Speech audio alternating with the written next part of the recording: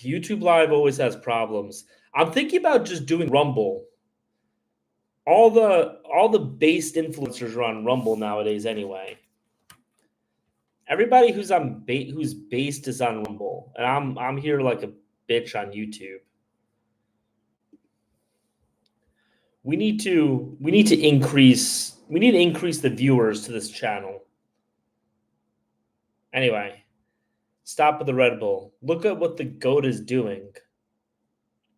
Bah. Yeah, stop with the Red Bull. Best cheap place in South America. I'd take a sip of matcha before, or mate before answer that question. Best cheap place in South America for me has got to be Lima, Peru. Lima, Peru is probably the best like value for money place in Latin America. I love Lima, Peru. And it's like real value for money, and it is actually like really cheap.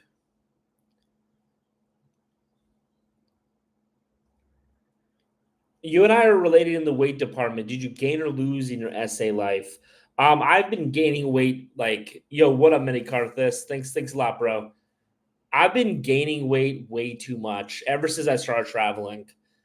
So me and my wife now are doing like she has to be healthier. She doesn't have to lose weight. She actually has to gain weight, but we both have to like eat healthier. So, you know, bro, I'm in Thailand right now. One big tip you have. I don't really have like a big tip for any place, I think. Where in Thailand are you? That like, that's important.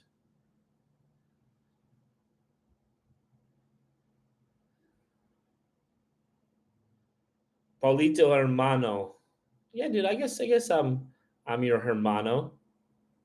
Is this no, okay. This is something else. There was like plastic on my screen.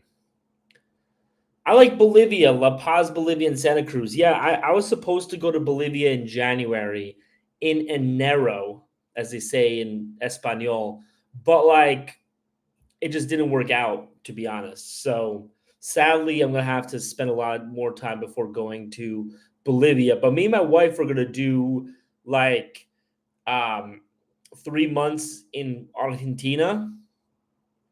So I'm gonna have a lot of Argentina takes for you guys. I haven't spent nearly enough time in Argentina, so I'm about to come back. About to have a lot of Argentinian takes for you. How is Milan? I haven't been to Milan, man, but like Western Europe as general sucks. So like, I don't know why people insist on going to Western Europe, but I don't know why people insist on going to a lot of places. There are a lot of places that people insist on going to that I don't get. Like, I don't get why people are still going to Thailand, to be honest. Although, actually, I got some news coming up. News. We so the Cartagena trips have been selling out, and we just added some more trips in April, the group trips, and we're actually I just got off the phone with somebody who lives in Thailand.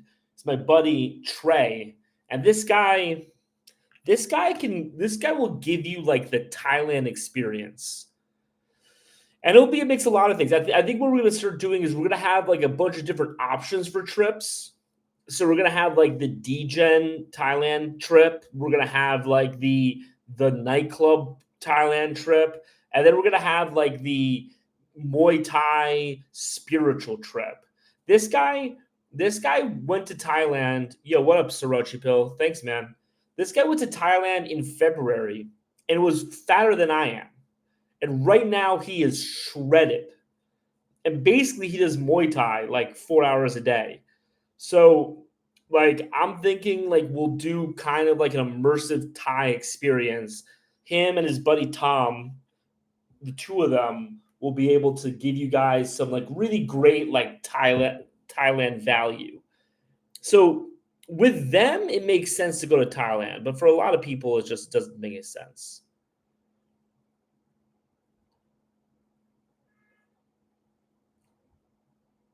Um,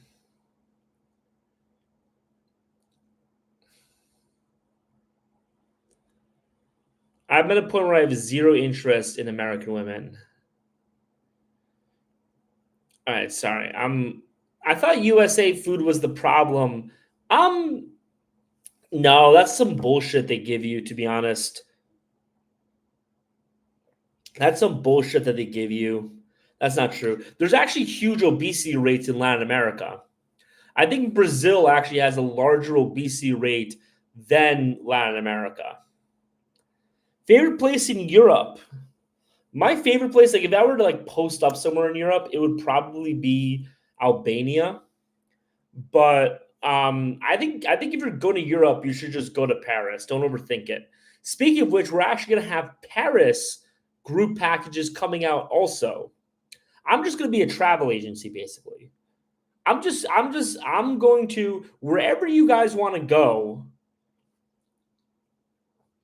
It's got the lighting here is weird. Wherever you guys want to go, I'm going to have like a trip for you. I'm I'm I'm in the process now of finding the experts because I'm kind of a generalist. I'm kind of a generalist. I've spent a year in Asia. I've spent a year and a half in Latin America. I've been to a lot of different places, but I'm not like a Cartagena specialist. The guy who is doing the Cartagena trips, he is a Cartagena specialist. He has a boat, he has a penthouse, he knows everything. So that's why he's planning the trip, right? Because you don't want me planning a Cartagena trip, you want him planning a Cartagena trip. And so that's what I'm kind of trying to do now for every place in the world. I want to find a specialist for any place in the world. You're in Phuket right now. I don't know, man. Just if you're in Phuket, just go to the beach, rent some jet skis, and like sleep with a prostitute. I'm at a point where I have zero interest in American women. Not a passport, bro. It's just that girls are brought up more modest. Not a trad guy either. I don't know what that means though. What does it mean? Like if you want girls who are more modest, but you're not a trad guy either. Love Argentina. Argentina is great, man. Make sure to go to soccer stadia. Visit Belarus. It was random. It was boring. Never again. What do you think of Turkey as a passport, bro? I haven't been to Turkey. My read of it, my general sense is that if you're going to go to Turkey as a passport, bro, do not go to Istanbul. This is just like if I was single right now and I was going to Turkey to be a passport, bro. Don't go to Istanbul. Is my belief. I don't know if I'm right, but I would not go to Istanbul. Where I would go is Antalya. That's like on the southern coast, or I would go to like Rhodes, right? Or maybe go somewhere if you want to find like a real second tier city. Maybe something like Samson or Ordu, something like that. You know what I mean? You don't want to go to Istanbul, obviously. You don't want to go to Ankara. Ankara is a little too big. You could go to Ankara, but like it just seems a little too big. You know, that's the capital. Maybe like Izmir. I can see Izmir being a good place. I'm looking at Izmir right now, and Izmir seems like a great place to pick up girls. Just having heard about Izmir for like 5 seconds, it seems like a great place to pick up girls. So I would go to somewhere like Izmir. But Turkish women are very attractive, so there's no problem. What do I do for work? How like I'm a remote sales closer. I'm a fan. Just want to say, have I been to Latvia? People have started asking me Latvia questions all the time. I went on a whole rant about this yesterday, but like I don't want to go into the whole rant right now. But like you have to realize that like so much of the internet is not true. So much of the internet is not true. So much of the internet is guys just trying to get engagement so that they can get paid by the social media sites. And there's so many Indians, specifically Indians, that are like telling other Indians to go to Latvia. It's a whole thing. Look at any account that's pushing Latvia, it's Indians. I'm not saying it's necessarily not true. I'm just saying if a bunch of Indians are saying it, I'm not trusting it.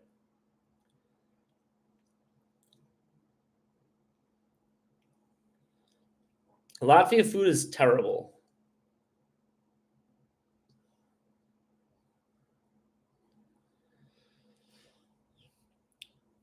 Notice Thailand seems to be getting more expensive. Thailand is 100% more expensive. The Thailand of 10 years ago does not exist. I know that because I went to Thailand 10 years ago, and I went to Thailand 5 months ago. So this Thailand has dramatically changed in those 5 months. I can tell you the Thailand of 10 years ago does not exist anymore. If you want to go to the Thailand of today, you want to go to Vietnam. You want to go to Da Nang. That's where you want to go. Or you want to go on the future guided tour with my buddy Trey. Either or.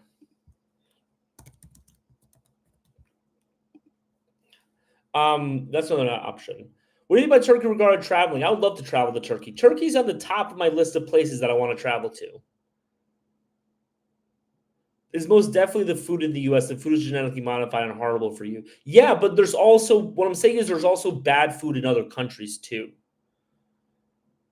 Um, will you have turkey trips? I don't know any turkey experts off the top of my head.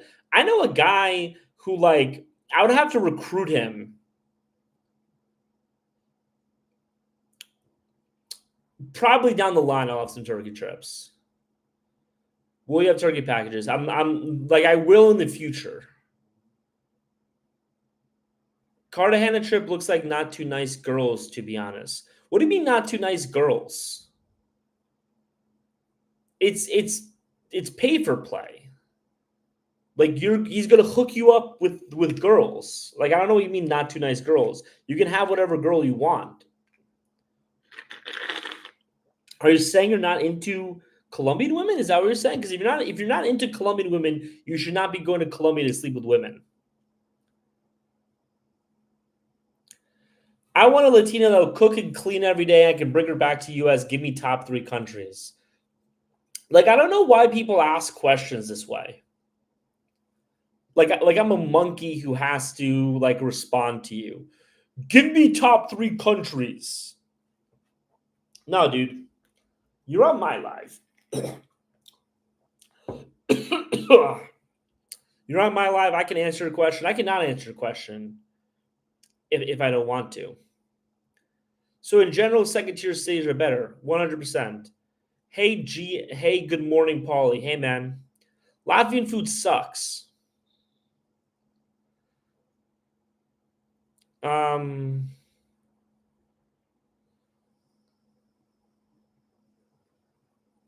I'm trying to like catch up.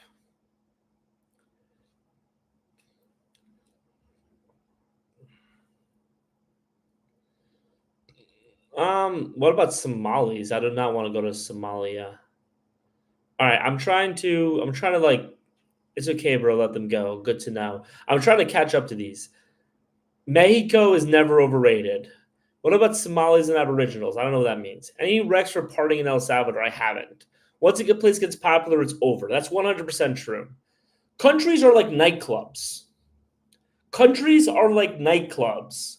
Once the dweebs start coming in, you got to go to the next spot. There's a reason why everybody in New York City or San Francisco is constantly obsessed with finding the next spot because the spot is only cool for a certain period of time and then it's dead. And then it's dead. And then you go to that spot and people look down on you. They're like, "Oh, you're going there? You didn't get the memo that no one goes there anymore?" Why do you have a wife and don't keep traveling and picking up girls? I think so. This is funny, bro. Like a lot of people like think that you're going to travel abroad and you're going to just sleep with a lot of women for the rest of your life. And maybe there's some people that do, but I can tell you, even the guys that do, they text me and they're like, "Man, I really want to be able to find a wife and settle down. Can you help me?" Like after a while, you just want to settle down and have a family. Is Thailand even worth going if you have friends from there? I don't know what that means. You think it's less worth it if you have friends from there? Yeah. Hey, Paulie, big fan. I'm a big fan of you, bro. How do you recommend getting a remote sales job? So that's one of the questions that I don't answer. And the reason why I don't answer it, man, is because like I have recommended people to this agency so many times to get them a job, and it's always fall through. I look like an idiot, and I just don't go through it anymore. So I apologize. If you're interested in a remote sales job, there are a lot of people selling courses on how to do it. You can go talk to them. If you're not interested in paying for a course to do it, then you need to go find a job yourself. And if you can't find a job yourself, then you need to go pay somebody to help you find that job yourself. At a certain point, those are the only two options. But I don't want to be the person trying to convince people to pay for a course that they're too cheap to pay for. I'd much rather sell Cartagena packages, to be honest. That's where I like spending my time. Where to go find a 10 out of 10 wholesome girlfriend? You want to go to a second tier city in Latin America. Yeah, I don't cheat. Paulie, bro. Hey, how's it going, El Gringo? Where to go find guys? So can you guys not ask the same question over and over again? Because like I'm going through this like these comments and like I'm trying to find out where it is. So like don't ask the same question 10 times. I'll get to your question. And if I see your question, I don't want to answer it, it's because it's a bad question. I like your content, brother. Thanks, man. I'm going to Medellin May 26th. If you already have your tickets, you shouldn't go to Medellin. Go to the Cartagena trip. Go to the link in my bio. Fill out the form. We have group trips. We don't have a trip May 26th yet. I'll make the date specifically for you, and everyone else can like plan according to your schedule. Just click the link in the bio, fill out the Cartagena group trip, and we'll talk and we'll schedule the trip for you. I don't know why you want to go to Colombia by yourself and spend like you're there for a week. You're gonna be spending the first 3 or 4 days trying to get your bearings of places. You might get robbed, you might get cheated. Like you are a gringo in a country of people who are searching for gringos to take money from. You could be doing that, or you could just have somebody who has a huge amount of experience in Cartagena and just show you around the city. And it's probably going to cost you less, to be honest. It's probably going to cost you less. So that's my 2 cents on that. That's why we're doing the group trips. It's because I think there's actually a huge amount of value to it. What about Indonesia? It's not that bad in Sumatra. I haven't been to Sumatra. I've been to Bali. Bali is dope. Girls in other countries catching on. That is 100% true. That is the big problem with going to places that other people are going to, is that in those types of places, you can't find a good girl because no good girls are dating passport bros because their friends have dated passport bros. The friends have been burned by passport bros. Their sisters have been burned by passport bros. Their cousins have been burned by passport bros. Their aunts, people have been going there for so long, their aunts have been burned by passport bros. So if a girl is going to date an American, she's going to date you for one of 5 reasons: pay for play, sugar daddy relationship, a child, a green card, or to steal money from you. And like, if you're down for that, you're down for that. But I'm just telling you that you're not going to find an actual girl down there. I found my wife in Park Yaras in Medellin. Okay, this dude is probably getting scammed for a green card. I don't mean to be a dick, but where do you recommend looking? Yo, thanks for the 30 SpongeBobs, man. I appreciate it. 30 I'm readies. Thanks, Sorochi Bill. Yeah, so where do you recommend looking for longer term apartment rentals rather than Airbnb? All right, so let me tell you how to do this. This is very simple.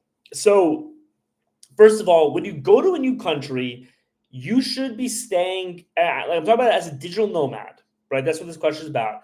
You should be staying for at least a month in any country you go to.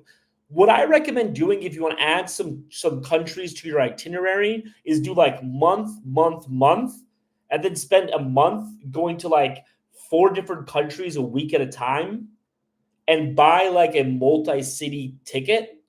So you can do like bang, bang, bang, bang, bang, and then go back to doing month, right? But if you're settling down in a city, first month, do an Airbnb, and then typically just ask your host. A lot of times, the people who rent out the apartments is like some management company anyway, right?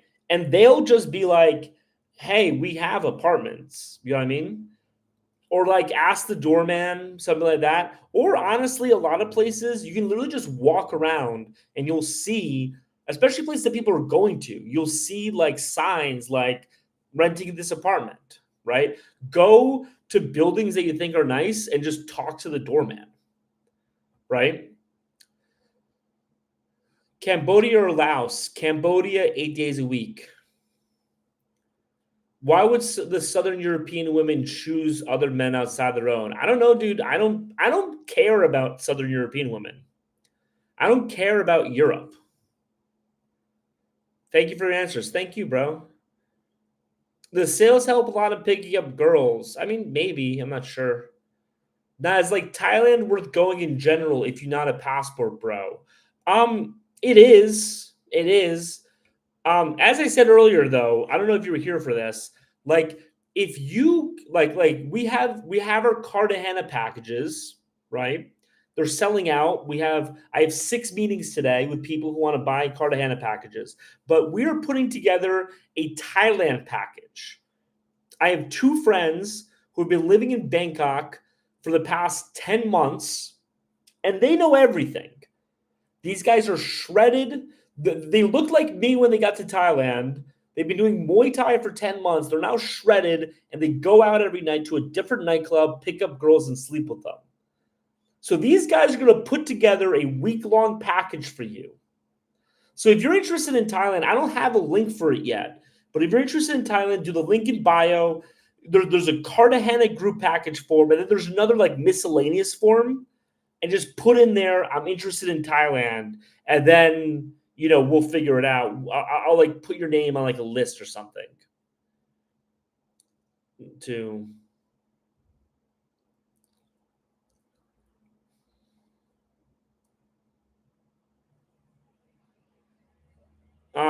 you always knew you wanted to marry a Latin girl instead of a white woman. No, not really. I've always had a specific type of girl that I was into, and it was always like short ethnic girls. But I grew up in like a place that was like pretty white. So it was like, there were a few Mexican girls, like that type of stuff. And then like really like being in America in my 20s was just like what really made me know that I want to do Latina. Best Middle Eastern countries for Morocco. Haven't been to Via Vicencio. No, dude. Yes, do what he says, way safer. 100%, guys. Listen to Sorochi Pill when he's telling you to listen to me. Do the group trip. It's safer. You have a guide. You literally have you're gonna have a yacht. We have a dude who owns a yacht who's gonna take you out on the yacht with girls. Now let me ask you a question. When you are thinking about your trip to Latin America, thanks again for the I'm raised, man. When you're thinking about your trip to Latin America, is like close your eyes and imagine your perfect trip to Latin America. Are you not on a boat in like the ocean on a boat with a bunch of hot women? Like, is that not what you are doing in South America in your mind, in your dreams? Thanks for those I'm ready, man. I appreciate it. If that's what you want to do in Latin America, I'm here telling you I have the boat. I have a guy who has the girls. There's a penthouse in Cartagena that you can stay in. All included. It's done. All you have to do is show up with your dick in your hand. So if you're interested in that, link in the bio. That's the point of this. Be careful with Brazil. You should be 100% careful with Brazil. I almost got killed in Brazil.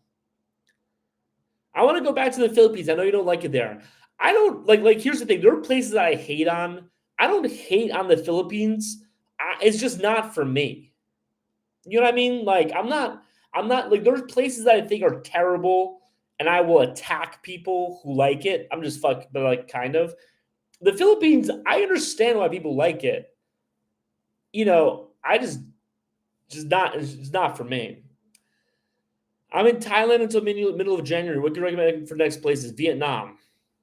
Like even your videos, bro. Great job. Thanks, man. Yo, Sorochi Pill is my boy, man. Hey, go to Ireland in July. I was planning on going to Iceland after, or where would you recommend? I don't know. I don't ask me for Europe recommendations. How's Spain for vacation? I just said don't ask me. Just dropping by to say appreciate your content. Thanks, man. Um, yeah, taxi drivers are also really good for getting advice from. But like if you're asking me for Spain, like as I said, I don't give like I don't talk about Europe really. Although I actually if people are interested in Spain, let me tell you this. I also have a friend who's been living in Germany for 10 years. He's now living in France, but he was living in Germany for 10 years. He's been all over Europe. And so we're also about to put out European packages as well. I don't know how I'm going to do it because Europe is a bad passport bro location. So my first package is probably going to be like a Paris package where like you're going to bring like your fiance or your wife or something like that. It's be like a couples package, but we're doing everything. Colombia, Brazil, or Paraguay? I don't know. Brazil. Talk about Paraguay. Bro, you guys got to say please, bro. Talk about Paraguay. No, bro. I'm interested in the Cartagena trip. First of all, Sweetness 22058, that's a great comment. It's a great comment. That is an astute observation. I appreciate that. Second, you all should be interested in the Cartagena trip. Third, if you're interested in the Cartagena trip, click on the link in my bio. Go click on my bio. Go click on the link in it. Fill out the Cartagena group trip form. And we're going to set some stuff up for you.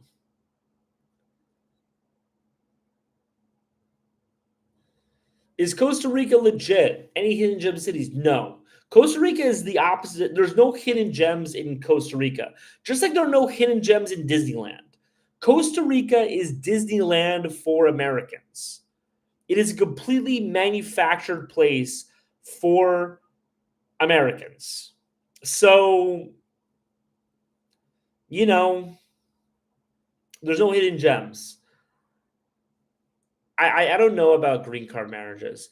I'm going to Thailand. Can I do a day with them? Yeah, dude. How about this? Just fill out the custom package because we have so many packages that we don't have yet. What I might do is I might do like a 2 or 3 day package or something like that. Something more affordable, smaller touch, something like that. So Chris to the V, fill out like a personal package. Guys, stop asking the same question multiple times. It actually kind of pisses me off. Do you live overseas? Yeah, I've been living outside the U.S. for 3 years now. Well, unless you have some girl that actually likes you. Okay. I'm interested in Bogota, Colombia. First of all, the amount of people who can't spell Colombia. But that like I hate to call you out, bro, but I get this so many times. Like people spelling Columbia like Columbia University. But Bogota, Colombia is a great place. Stay in the gastro zone. Dude, I've seen your videos about Latinas. Hilarious. Thanks, man. When and where? If that's about the Colombia package, it's March 16th to the 22nd in Cartagena. Which country, if I had lots of money, would you stay for the longest overall, not just women? If I could stay in any place, it would be Japan or Vietnam. We're kind of geographically like constrained right now because we're planning on having kids, and like having kids in like Asia, if you're not an Asian citizen, is like a paperwork nightmare. but I want to eventually live in Vietnam. Why is bro always angry? I'm not angry. I'm speaking emphatically. This is the funny thing is that like people don't realize that like how much how much effort and care has gone into like the way that I present myself in my lives and the way that I present myself in my videos. This is all like optimized. Speaking this way makes it a lot clearer for people. I don't actually talk like this in real life. This is not how I talk. This is a way that I'm talking to create engaging content and informative content, and most importantly, clear content for people. So I'm not angry. Who am I angry at? Paulie doing it big. Boats leaving Venezuela is explosive times. Yeah, I mean, what happened in Brazil, bro? Dude, that's a whole story, man. That is a whole story. Guys, stop asking questions multiple times. What did you say? Be careful in Brazil, dot, dot, dot. I don't remember what I say, man. Why do I hate the Philippines? Um,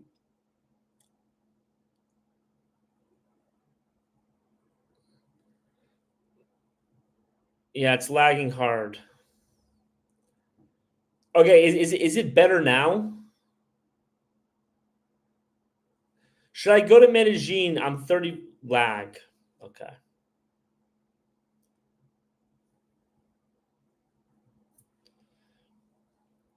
Is it better now? I changed my internet. Can somebody tell me if it's lagging still? Can someone tell me if it's lagging?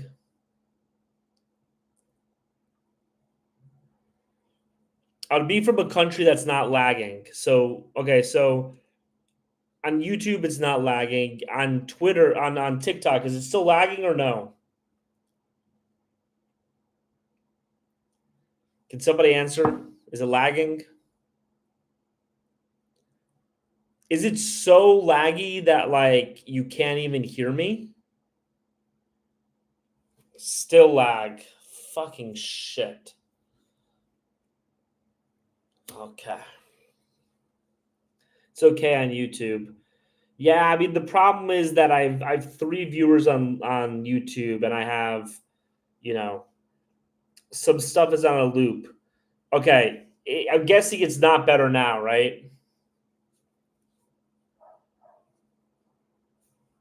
Fucking shit. I'm so pissed about this.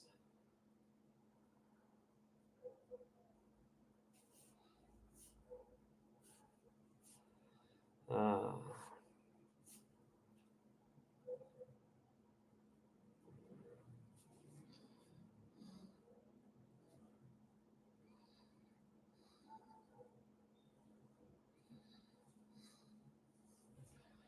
okay. Hopefully we're good now. Everyone left, I know, but like hopefully we're good now. Are we good now? Please somebody tell me we're good now. One person lie to me and say it's good now, and then everybody else just tell me the truth that it's still lagging. Are we still lagging? Can somebody tell me if we're lagging or not? It's better. Awesome.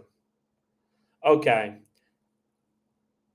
So hopefully you're not lying to me, Stomach. It's yes, it's better. Awesome. Okay, we're back to it, guys. Can I talk about Southern Spain? Okay, so someone says, should I go to Medellin? I'm 35, single, but I don't like to party. That doesn't make any sense. Going to Medellin if you're 35 and single and you don't like to party is like going to Disney World if you have no kids. Like, it just makes no sense to do that. There's so many other places you can go. Paulie, what did you say the 4-day Cartagena cost may be worth for trying it out? The 4-day Cartagena cost is like $1,000. The 6-day is $12.50. Here's how I know that this cost is completely reasonable. Is that literally so we have a thing in there in the form that's like, how much money are you willing to spend on this?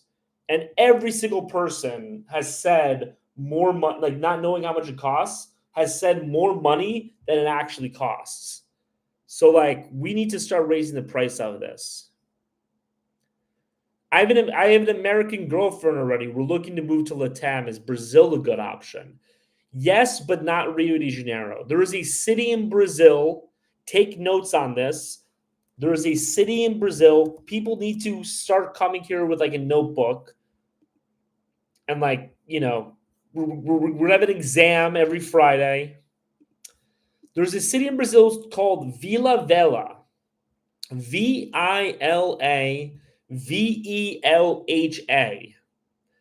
Vila Velha. That is where you want to move to. You're writing it down. Perfect. So everybody left, but I'm going to be here for 4 hours. So, how much should I pay in Parqueiras, Medellin?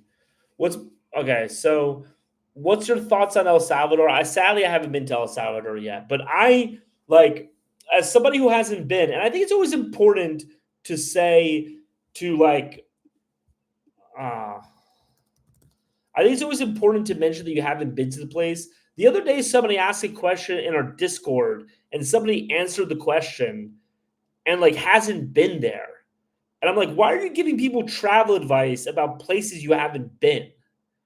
But anyway, I think El Salvador is a great place to go to. Having not been there, I would personally put El Salvador at the top of my list, mainly because like there's usually like a 3 or 4 year lag between the time that a place gets really safe and cheap and the time that a lot of people start going there.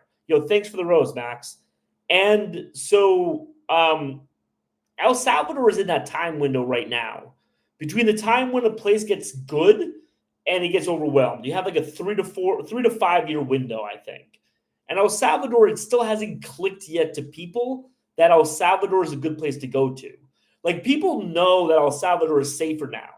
But the thing that gets people to go places is like being in the office and like Jessica from marketing just came back from El Salvador and she's showing all these pictures and now everyone else wants to go, right? And then one person from there goes, takes his girlfriend, and then another office gets infected, and then another office gets that's how travel spreads by word of mouth. And Salvador hasn't had that happen yet. So Salvador is right now, I am guessing, will be just as nice as it is going to be in 6 years when everyone starts going there. But you get those prices today, which means it's a lot cheaper.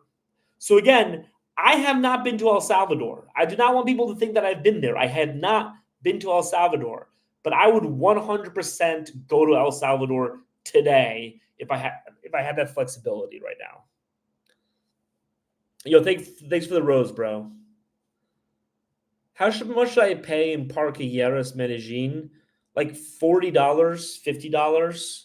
If you're paying more than $50 for a girl in Medellin, you're either a sucker or you're ugly.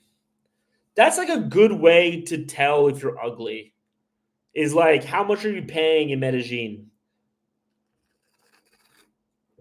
I had someone tell me the other day that he thought that he got a discount for prostitutes for being attractive. And you don't get a discount. Prostitutes do not give an attractive discount. They don't care. Like they're not in love with you, you're not in love with them. You need to realize this. A lot of guys don't realize it, but you need to realize they're not in love with you. So prostitutes do not give discounts for being attractive. However, they do give penalties for being ugly, especially being overweight. So your prices in Parqueiras, if you're paying more than $50, you have some aesthetic issues that you need to fix. Let's just say that. But you should be paying like $30 in Park Yaris. Okay, all this is about the loop. Wally Joyner sent a heart me. Thanks, man. Appreciate it. Thanks for the advice as always, Paul. Yeah, dude, 100%. Max Wolfong, yo, so I know there's only 18 people in this live, but all of you, like click on Max's name quickly and follow him. This dude has incredible content. He's one of my favorite content creators on TikTok. And I don't actually look at a lot of TikTok content. So all of you should be following Max. Max, so I would love to be able to do Max's content. Max does the content where he like goes to the country and like tries out the food and records himself, and he gets a ton of views on it, and he has figured out a way to make that engaging in a way that I just haven't. I've tried to make Max's content so often, and no one gives a shit. No one gives a shit when I walk around a foreign city.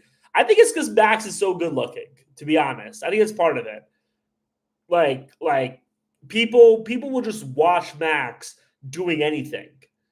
And I'm here making videos with me and like maps and that type of shit. And Max is just sitting in a restaurant eating a burrito and he's getting like 10 million views. So all that to say, you guys should be following Max Wolfong. He's a good dude. Are Polish girls easy to get? Polish girls love money. So if you have a lot of money, they're easy to get. Here's the thing, man. Like, I was actually talking to a guy who, like, he wanted like a consulting, a consulting thing for me to help him out, and we were talking, and he like made. Give me a second. Probar la tarjeta que tienes. And he didn't real. It was an Indian dude, and he didn't realize, you know, that like how ruthless white women are, basically. And so you got taken to the cleaners. So a toot overcharging is funny as fuck. It's true though. I did an A/B test with my more mid friend on a sugar baby. I absolutely did get a discount with him. I mean, a sugar baby relationship, I'm guessing, is different though. I'm talking about like a streetwalker. That's what I'm talking about. I'm talking about a streetwalker. They're not giving discounts. I mean, maybe not a streetwalker, like someone who works at like a brothel. So does it matter if you work out and have a six pack? No, you're not gonna get like. First of all, you shouldn't try to date a prostitute to start out with. Everyone makes this mistake. Everybody thinks the stripper loves them.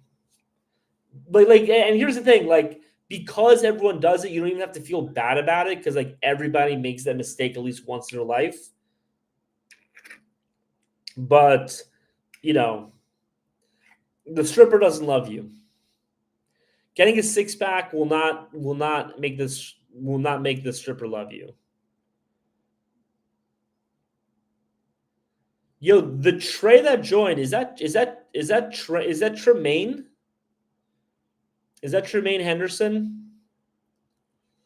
Where do you find Latinas of French heritage? I don't know, man. Max has a lot of views, bro. I don't know why you'd want to find a Latina of French heritage. Where are the southeastern Balkan baddies hidden in Brazil?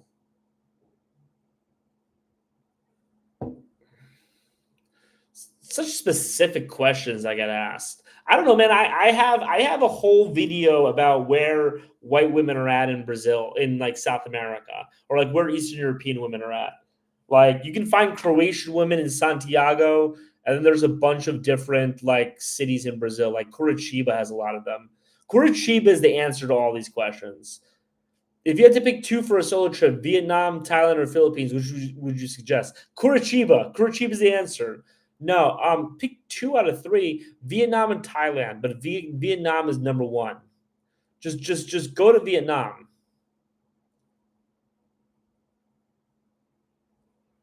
That doesn't even sound good to me either. So how do I get the girl? No, I'm talking about like a pay for play situation. Like you working out and getting a six pack doesn't help you. Um,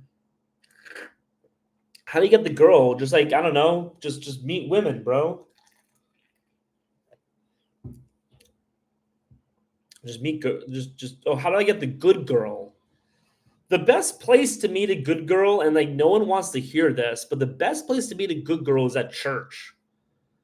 Like go to church and you'll meet a good girl. People don't like to hear it. Vietnam was occupied by France for 200 years.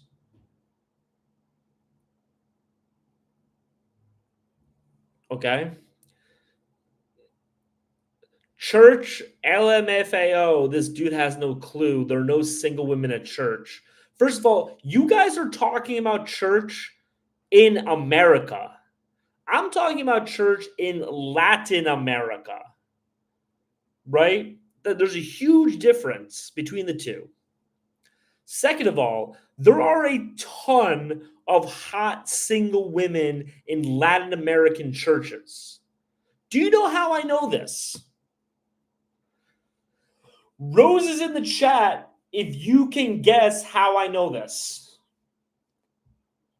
Throw a rose in the chat. Like gift a rose if you know the difference. Or if you know how I know this. Wally Joyner knows how I know this. I know this because I go to church every Sunday. I'm religious. So, like, you know, I look around and I see a lot of hot single women. And I'm like, why are bros at the nightclub when, like, you can meet girls here? And again, if you're looking for a bad girl, if you're looking for pay for play, like a nightclub is a good spot. But if you're looking for a good girl, you're gonna find her at church. That's where you're gonna find her. I'm in the market for Greeks. Yeah, I mean, I can tell by your profile picture, bro. A lot of my old mates go to Thailand for the last boys. I mean, for the lady boys. I don't. I'm straight, so I don't. Church and depending on find a slutty pharmacist. I found a lot of slutty pharmacists actually. That might have just been an example, but I found a lot of slutty pharmacists in my life. But like it's not even about sluttiness. It's about like if she's been infected with like the mind virus. You know what I mean? Is she infected with a mind virus? She's not going to be infected with the mind virus in church. And if she is infected with the feminist mind virus in church, you could just point to the Bible and like use that as an exorcism. You know what I mean? Use the Bible as an exorcism. Any girl you meet anywhere in the world is going to be a little bit feminist. They have infected the entire culture everywhere. The idea that you can go to Latin America and meet a girl that's 100% not feminist, that's a pipe dream. The important thing is having the ammunition to turn her from the feminist crazy woman into a wife and a mother. And the Bible gives you that ammunition. I can quote the passages to you if you want. Like Catholic Church, it doesn't have to be Catholic Church. It can also be a Satanist church, i.e., Protestant. Southern Vietnam for the Asian French blood mixture. Yeah, dude. There are hot girls in churches here. You guys just don't know ball. 100%. Yoga classes are good to meet girls. You can meet girls in a yoga class, obviously. I used to go to hot yoga every week in San Francisco. No joke. I was in hot yoga. I was in Soul Cycle. This is back when I was in really good shape.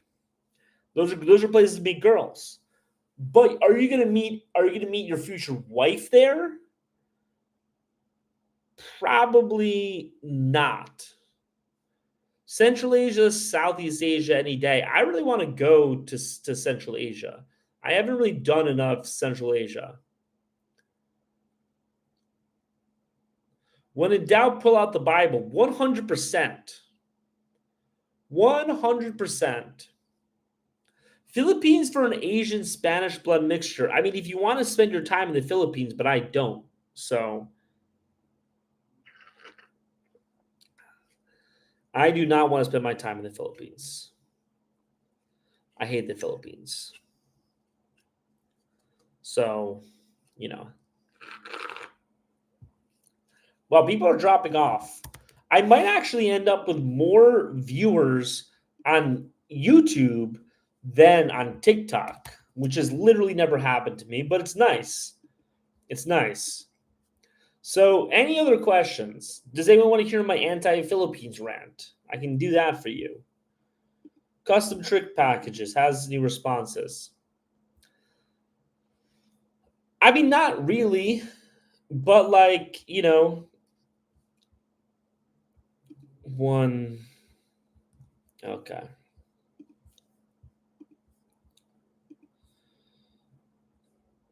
We got some new responses to the Colombia package. We have some people coming to Colombia.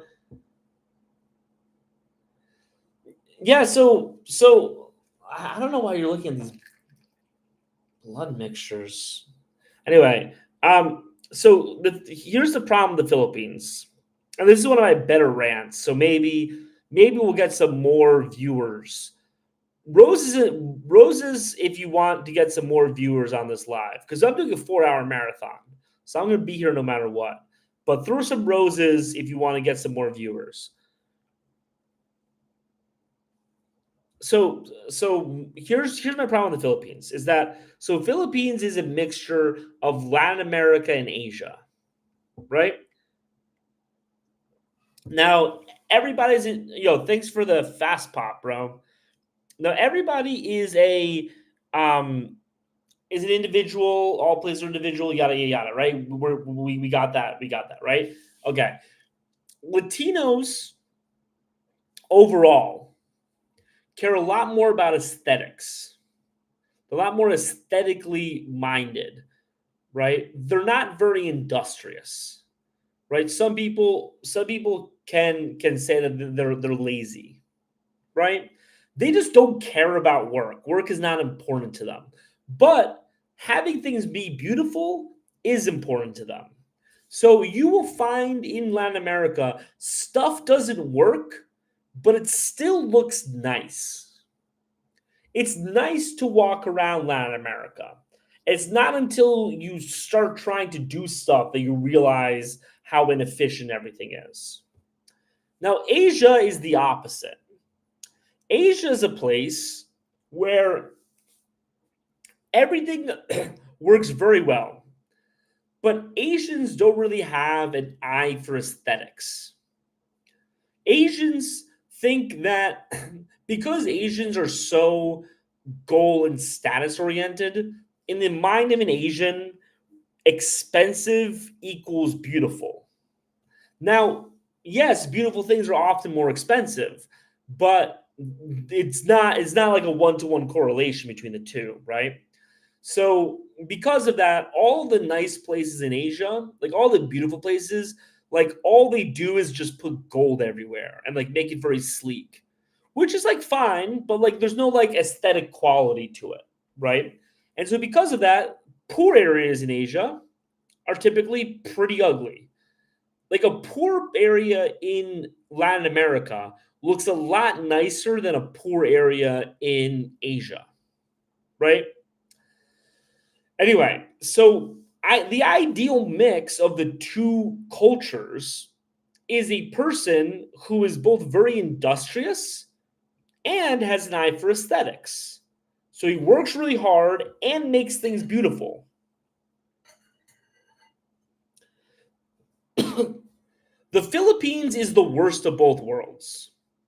The Philippines, nothing works and everything's ugly. Nothing works and everything's ugly. Not the nature. The nature is beautiful. But like in terms of like the buildings, the man-made stuff, it's all horribly ugly. And so, you're like, okay, if I didn't care about aesthetics, I just cared about how well things worked, I'd much rather live in Vietnam. If I wanted to be able to lay back and relax, and I didn't want to like care that much about like going on time and all that other stuff, I'll just go to Latin America where at least it's pretty. The Philippines in my mind is the worst of both worlds. So that's why I don't like the Philippines.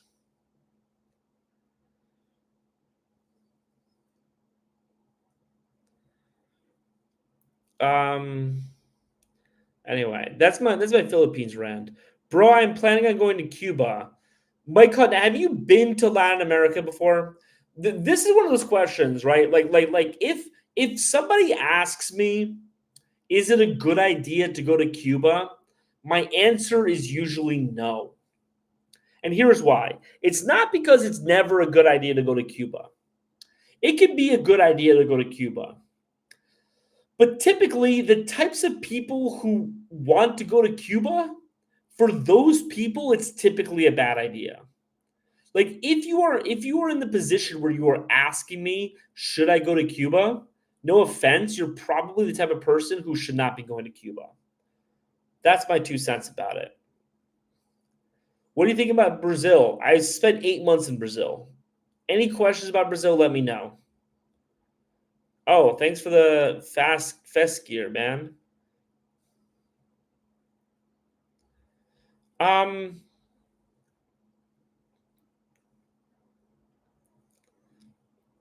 BCG is nice in the Philippines. Yeah, I've never been to BCG, so no, it's my first trip. No, but have you been to like Latin America before, my cunt? Do you speak Spanish? Hablas español? Um, does it matter to you if your kids are 100% white Caucasian? No, not really. My wife is my wife is like she's Venezuelan, but like her family is like Italian and Spanish. So I guess like our kids will technically be, Caucasian. But like even if she wasn't, it wouldn't really matter to me that much. I both, you know, I don't know how much of this like conversation I want to have, but like I wish we could live in a colorblind society. It, certain people have just made it clear that they want to, um, you know, that they don't want to do that, and so. But anyway, I never minded the ugly of Philippines. I have the money to stay in nice areas. Yeah, but I mean, so me and my wife, we were in Palawan, and there's like no nice area that's like pretty. You know what I mean? So yeah, so we just didn't like it. I speak very broken Spanish. You should not be going to Cuba, man. First time traveling to Latin America. See, I called it. I 100% called it. I have so much experience now. If you want to go to a warm country for 15 days, man, just go to Mexico. You know what I mean? Or go to Colombia. Overall long stay. Are they really checking phones to go to Colombia? They're checking phones to go to Medellin. They're 100% doing that. So, do you know what you should do? If you want to go to Medellin, what you should do is you should click on the link in the bio and you should go fill out a form to do a group trip. We are doing a group. I didn't promote. I promoted this at the beginning of the live. It's an hour later. I'm promoting this again. So if people want to get pissed off at me for promoting, anyway, so we're doing a group trip to Cartagena. We're gonna start doing group trips every week. But right now we're doing group trip. And by the way, I've gotten so many people responding to this that we are like we added extra group trips, but we're gonna be adding $100 to the cost for the next like couple weeks. So like in a few weeks it's gonna be a lot more expensive, is what I'm saying. But right now there's a group trip for 10 people, 6 days in Colombia. You can come as a solo traveler, right? Come as a solo traveler, 9 other people, and it is your ideal Colombia vacation. So close your eyes right now, everyone listening. It's in Cartagena, not Medellin. So close, but we're gonna come out with some Medellin dates. So go to my link in my bio and do the custom form. Don't do the Cartagena form. Do the custom form or come to Cartagena. But I want everyone to do an exercise right now. Right? Close your eyes and imagine your perfect Cartagena trip. The Cartagena, Colombia trip of your dreams. Are you on a boat? Are you on a private catamaran? Do you have lots of hot women around you who are in their bathing suits who you can sleep with? Are you on ATVs going through the countryside? Are you staying at a penthouse? Do you have a person bringing you to all of the coolest nightclubs, entertainment in Cartagena? If the answer to that is yes, then you need to click the link in my bio and you need to sign up for this group trip. Because it is the Cartagena trip that you have always wanted to do. All you have to do is buy your plane ticket and show up. And we take care of everything for you. Food is included. Breakfast and lunch. Dinner, you pay for dinner. Breakfast and lunch is included. The yacht is included. The ATVs are included. The penthouse is included. Everything. So instead of going to Cartagena for a week, like an idiot, and just like trying to find stuff to do and posting the picture of the beach to your friends back home so that you can flex that you're in Cartagena, but you really spend the entire time like a fucking idiot walking around trying to find something to do, get the trip that is like, the TikTok montage. Do the actual thing that you want to do and do the group trip. Anyway, that is my suggestion for the first time in Latin America. Is the Cartagena trip geared to finding a wife? No, it's not. If you want to find a wife, you can go on the same link in the bio, and you can go to my hour-long consultation, and I will work with you to put together a plan to help you find a wife. I'm going to start doing coaching also. I don't know what exactly going to look like, but we're going to do that too, right? You're not going to church on the trip. I'm religious. The person who is in charge of it is not. But here's the thing, like nowadays, you don't want me planning your group trip to come to Colombia. Right now, you want him to do it. Right now, you want me to tell you about the good places to go. I am a generalist.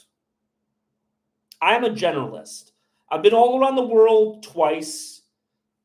I've been to a bunch of countries. I've spent at least a month in like 16 countries. So I know a lot. I know a lot of people, but like I'm not like really the expert of anywhere except for maybe Paraguay, maybe like Rio de Janeiro, kind of, right? But what I'm doing for my fans and also for me, because I'm making money off of this, is I'm finding the experts in every single city that you want to go to.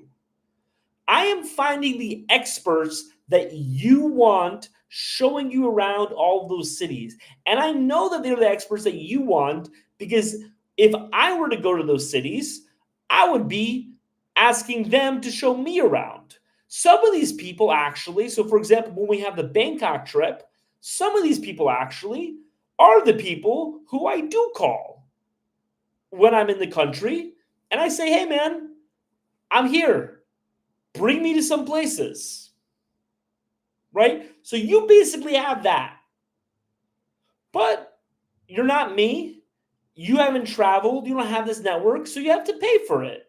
But they're going to create a package for you, a whole package where it's like, here, pay, give me the credit card, and then everything's figured out. You don't have to worry about anything. Anyway, that's the promo. Barcelona's coming up. Paris is coming up. We're doing everything.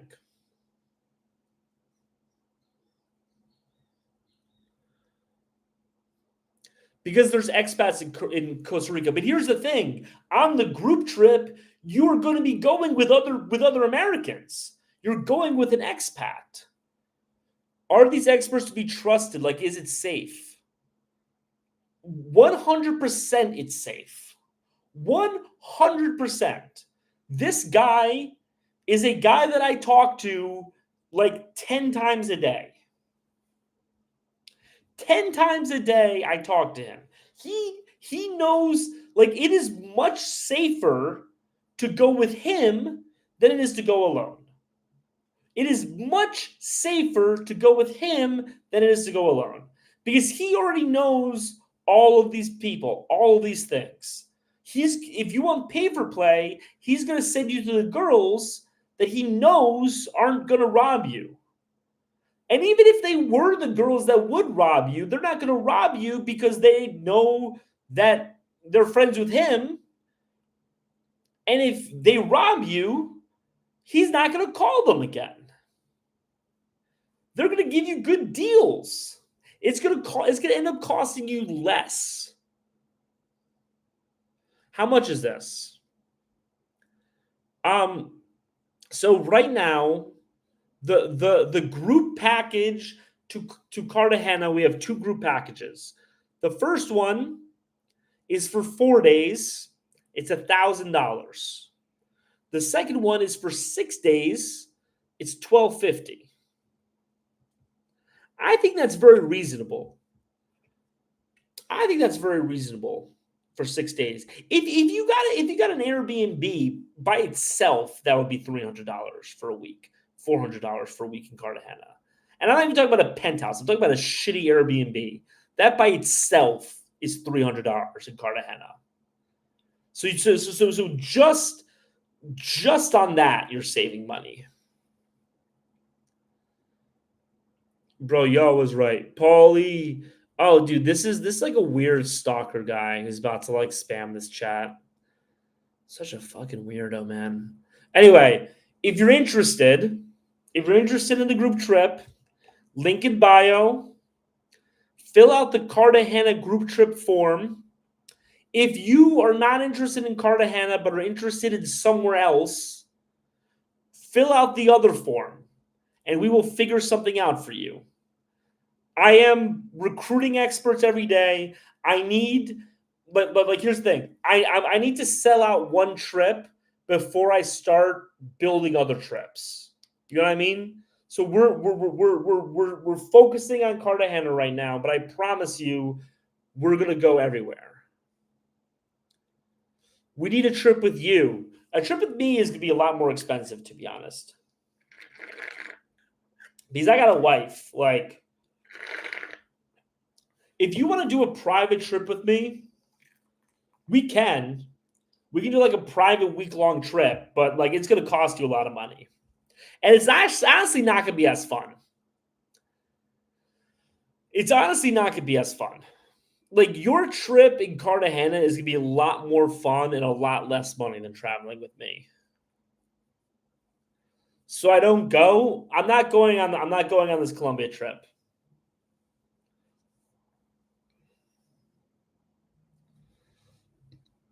How does your wife let me do this? I'm not going on the trip. I'm trying to help you guys find your trips. I'm trying to help you guys, like, your ideal Colombia trip. I want to help you guys do that. People who have never been to Latin America and have always had this like dream of going to Latin America and like having the trip. I'm trying to help you guys have that. I've already done it. I'm married now. So like I could help you find a wife if you want, but like that's a much higher touch engagement. I might start doing that. Help you find a wife? If you guys are actually interested in helping in me helping you find a wife, again, link in bio. You can pay for an hour-long consultation. And then from there, we're going to put together a plan and actually like help you find a wife. I'm going to start doing like a coaching thing as well. So for people who want help finding a wife, I can help you do that. But that's not on the trip. This is a party trip.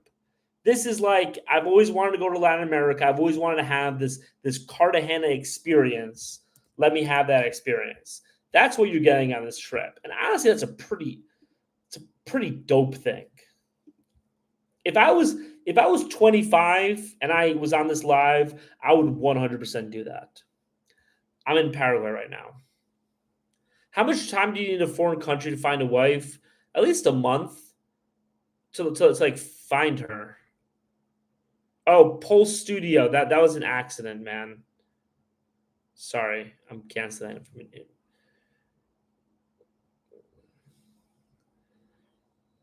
What is the? I thought you were done with Colombia or just Medellin. I'm just done with Medellin, man. So somebody jumped in who apparently doesn't know me. There's no way this guy's here giving advice on finding a wife. What that WTF is his YouTube trash.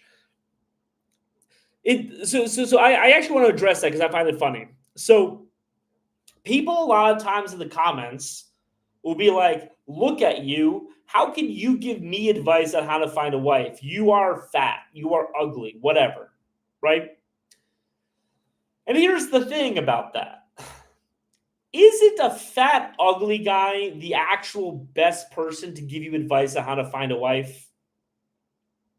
The attractive guy is not a good guy to give you advice on how to find a wife. He is too attractive. It is too easy for him. It's like getting basketball lessons from Steph Curry or for LeBron James or Michael Jordan. I remember I was hearing I listened to this thing where someone was talking about like if Lionel Messi ever became like a football manager, and it was like, okay, so players like, hey, what's the plan? And Messi's like, okay, so you want to go dribble between three defenders, go on your weak foot and then shoot in the top right corner, right? It's just like nobody can do what Messi does. It's so easy for him that he can't communicate to people who are not good how to do things. You need the best football managers, the best soccer managers are professionals who are like on the lower echelon of professionalism. Carlo Ancelotti, Jurgen Klopp. These were guys, Sir Alex. These were guys who went pro, but were like, the worst player on a good team. That's who you want. And so you want a guy like me who looks like me and still was able to find a hot Latina wife. I'm the guy you should ask. You're like, yo, if your method worked for you, imagine what I will get with it. Right? It's sort of like just one more analogy. Like I am very good at standardized testing. I got a really good score on my SATs. I was the worst SAT tutor because I would just be like, I'd be like, people like one thing with SATs, you need to answer questions quickly, which I'm very good at, which is why I'm good at the test. I'd be like, it's 5 seconds, just figure it out. And they're like, how do I do it faster? I don't know, just don't be a bitch. That was my response, right? And so somebody who is a bad test taker and managed to get a good score, that's who you want. And that's me when it comes to finding a Latina wife. Anyway, I just joined. What trip are you talking about? I'm not going to do the whole spiel right now because I'm just promoting it, and I want to balance like information with promotions. I don't want to just be promoting shit. So we're doing a group trip to Cartagena, private yacht, penthouse, all of this stuff. It's a great trip. Link in my bio. Go find out and go do it. If you want to find a Latina wife, go to my same link in my bio. Set up a consultation call for an hour. We'll create like a specific plan for you to find that wife. Or you can also go to the same link in the bio and you can buy my book, How to Find Your Latina Wife, which will also help you find a Latina wife.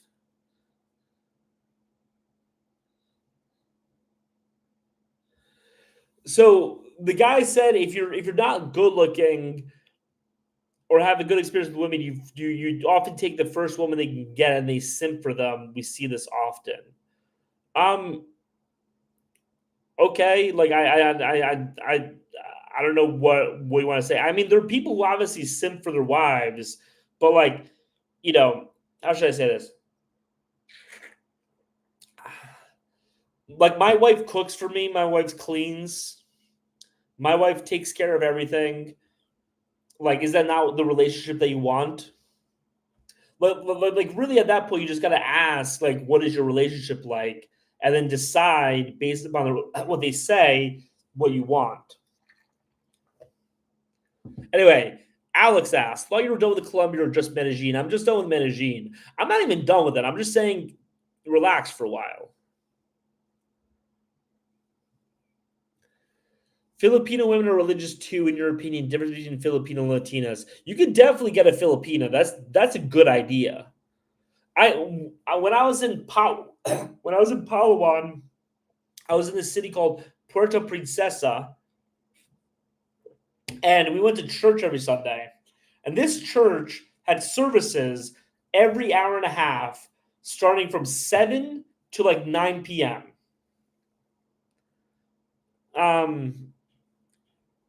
I'm gonna answer that question in a second. And so it was packed every service from 7 a.m. to 9 p.m. Like 7 packed, 9 a.m. packed, 11 a.m. packed, 1 p.m. packed, 3 p.m. packed, standing room only. So they're very religious in the Philippines. So that's always a good idea. Yeah, you're right about Steph Curry. They're messing up the game in Medellin. That's true. Medellin is with a bunch of people paying them lots of money, 100%. That's why you go to Cartagena, by the way.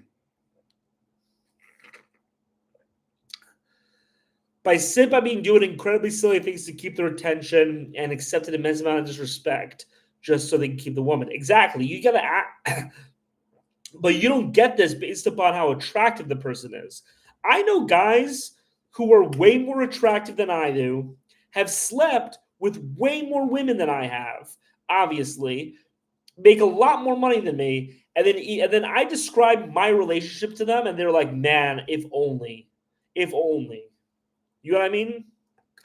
It's not how it's how you set yourself up in the relationship that counts. It's not about like how attractive you are. It's what you set up as the boundaries. Anyway, how's my Spanish? My Spanish is muy bien. Should you get married when you can travel the world? That's a funny thing because like I know so many people who are living the like passport bro TikTok lifestyle. They're living the truth of the lie that's being sold to you. And I can talk about how it's a lie, but like they're actually living that truth. And those people message me constantly, like, "Hey man, I'm sick and tired of this shit. I want to settle down and find a wife." Like what happens is after a year or two of traveling around the world, sleeping with a lot of women, you will want the stability of marriage. It is incomprehensible to you right now because you're not doing that. You know what I mean? You're like, they're living your dream. And so you're like, why would you want to stop? But after a while, you actually want to find a good girl. And one of the main reasons why is because the truth of a lot of these relationships, both for guys like me and also for like more attractive guys who are wealthy, is that those relationships are very transactional. Those relationships are very transactional, even for the good-looking guys. Even for the guys, I can't mention this influencer's name, but his first name begins with an A, his last name begins with a T. TikTok flagged a video of mine because I mentioned him and it gave me a strike. So please, no one say his name in the comments, but we all know who I'm talking about. And so, even for guys like that, the relationships are transactional. That's why those guys say that all girls are whores. They're not. That's not true. It's just the girls that they're dealing with are like that. So they think like that. But like once you settle down and get married with a good girl, it's going to be so refreshing. So to be honest, what I do, what I kind of, because I'm a Catholic, the way that I justify this is that like I want you guys to go out and have that crazy life. Because I know that 6 months later, 12 months later, you're going to be looking for a wife. You're going to be done with it. You can't deal with these evil, toxic people for that long and want to keep on doing it. Conservative and religious towns in the U.S. are the best. I'm actually going to I'm going to answer that question in a second. Top 3 cheapest countries to live in for retirement. Vietnam. Vietnam and Vietnam. Tours. I don't know what tours means. I don't know what tours means. I don't have any suggestions for Rio Réveillon. I apologize.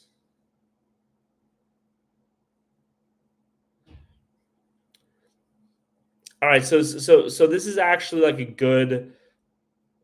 This is actually a good. There are two questions that kind of mold together, so I'm going to take them both at once. One person says that if you are conservative and religious towns in the U.S. are the best. That's not true. Another person asks, like, should you go to church even if you're not religious? The short answer to that is yes, but I'm about to go on like a mega rant right now. We're going on a big rant. I'm stepping on my soapbox and we're ranting for a moment, okay? Some people dropped off. I don't care. Roses in the chat if you want to rant. Throw some roses. People on YouTube can't do it, but throw some roses, give some roses if you're looking forward to this rant. It's a good rant. I promise. You guys will enjoy this rant. This is one of my better rants, if I'm going to be honest. I'm already giving this an A. I'm already giving the rant that hasn't even happened an A. Let's go for it. So here's why religious towns in the U.S. are not as good. The problem with the United States is not that the women in the United States aren't as good. The problem with the United States is that the women in the United States exist in an overall culture that is corrosive to both the family and relationships and also traditional gender norms. So even if they are living in a place like Utah, they are still being subjected to, they're still interacting with the overall American culture, which is designed to break up and destroy relationships. And it is like that old thing. There's like this old back and forth between Margaret Thatcher and the IRA, where so the IRA was trying to kill Margaret Thatcher, right? And they said, you know, you need to be successful every time. We just need to be successful one time. That's kind of what it's like with your relationship and your marriage in the United States. And I talk to a lot of divorced men who testify to this, right? We're like, you think you have this good conservative Christian girl, and she is being, there are relationship car bombs being sent to your house every single day. Maybe she turns on ABC News and there is a story on there that's meant to destroy your relationship. Maybe they interview a relationship expert that's like, actually, it's good to cheat on your husband. Look at the New York Times. There's stories all the time, every day. There's stories about how actually infidelity is great. Actually, you should leave your husband, right? Constantly, right? There are podcasts. The whole podcast world of female podcasts is designed to destroy your marriage. Television shows in the United States are designed to destroy your marriage. Name me the last positive male role model that existed on a sitcom in the United States in the past 30 years. I'll wait. You can't find one. You can't find one. In 30 years in the United States, you cannot find me a single positive male role model, father of a family who is not a doofus, not a bozo, not an idiot. What do you think that does to your relationship? What do you think that does to your relationship? Your wife will watch that, and your wife will internalize that, and it'll be slow. It's not going to happen overnight, but it's be like dipping your relationship in acid every single day until it snaps. Movies, everything. So, and here's the thing, you're also going to get gaslit. You're going to live in the United States and you're going to say, we're turning that shit off. And then your wife is going to be like, Family Guy? We can't watch Family Guy? What are you talking about? And you're going to start saying like, well, actually, Peter is a bad role model because of this, this, and this, and this. And she's going to look at you like, Yeah, but it's Family Guy. Yeah, but it's The Simpsons. And you're going to be the crazy one.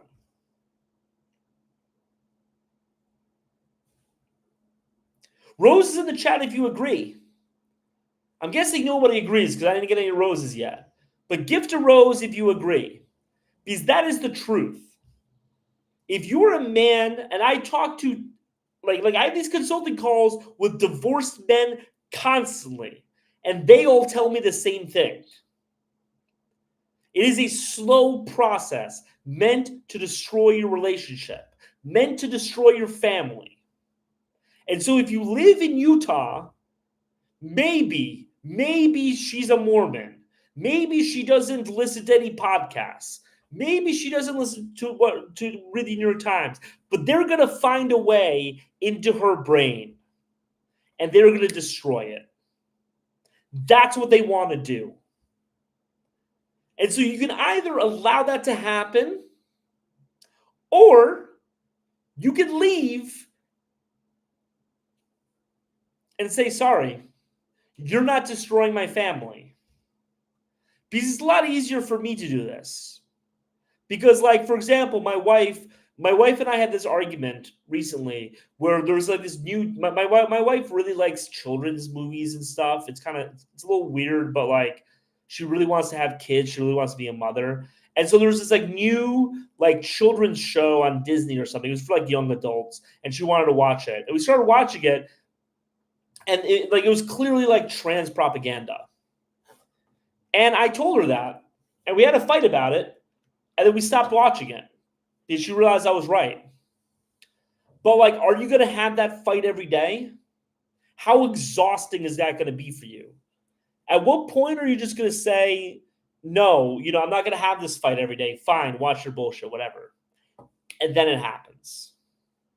Anyway, the second part of this rant is that, like, not to talk too much about Jesus, but I'm going to just because I'm answering this question. So Jesus said, you can test people by their fruits, right? A bad tree gives out bad fruits. A good tree gives out good fruits. And I think that that's very true. And that's honestly the thing that really made me start evaluating religion.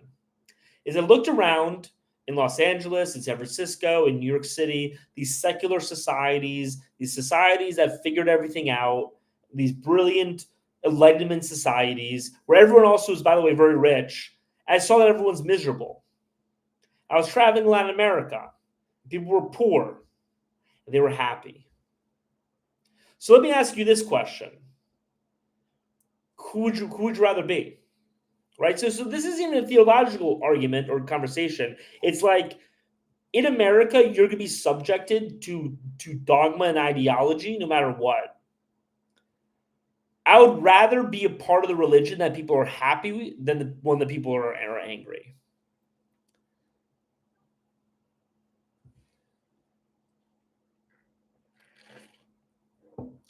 North America has had 6 years of inflation. I talk about this in my book. Anyway, so if you're not religious and want to find a good girl, do you recommend going to church? 100%.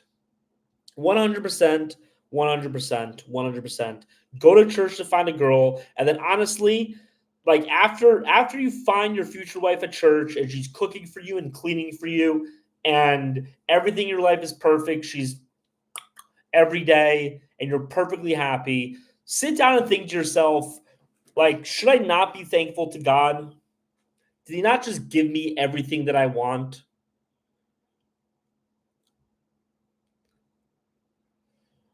The problem with these societies is capitalism, not religion. What do you mean the problem is their society?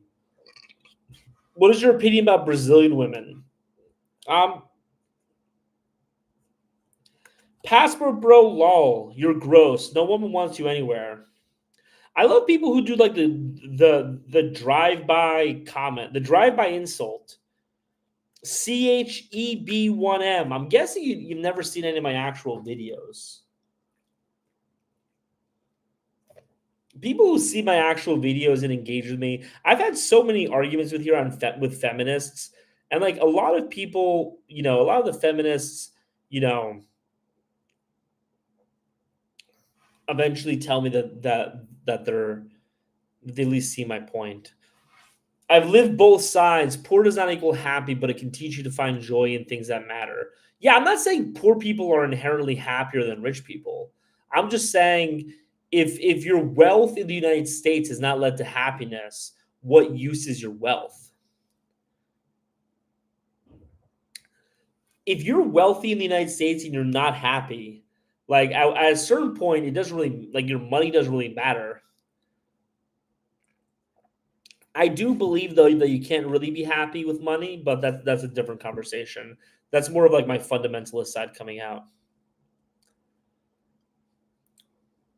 There's been a war against Christianity for a long time. Um, yeah, dude, 100%. There's been a war against Christianity now for 2,000 years. But the beautiful thing about Christianity, man, is that we will always win because we have the truth. Way to skirt my comment, bro. These people come in with these insults and then they're like, why didn't you address the meat of my comment? It's like, what, you're calling me gross? Like I need to respond to that. I need to have a debate with you about whether or not I'm gross. I need to participate in my own abuse. No, dude, you're a loser. You clearly haven't been with a woman in a long time. Most feminist dudes have not been with women in a long time. The more women you're with, actually, I think the least feminist you are. The guys who simp for women, who are the ones who like put in these comments, are typically the ones who don't get any girls, and they're the ones like, oh, she's a beautiful queen and stuff. That's usually these guys. The guys who actually sleep with a lot of girls like don't have those opinions about women. They have a much more realistic opinion about women. But it's these guys that are the simps. So this guy, no girl wants him. So what he's doing is he's taking out his sexual frustration by what, making negative comments in my YouTube. I don't give a shit, bro. Make all the negative comments you want, man. I don't care. It gets me more engagement, which gets me more views. But how about this CHEB1M? When was the last time you were with a woman?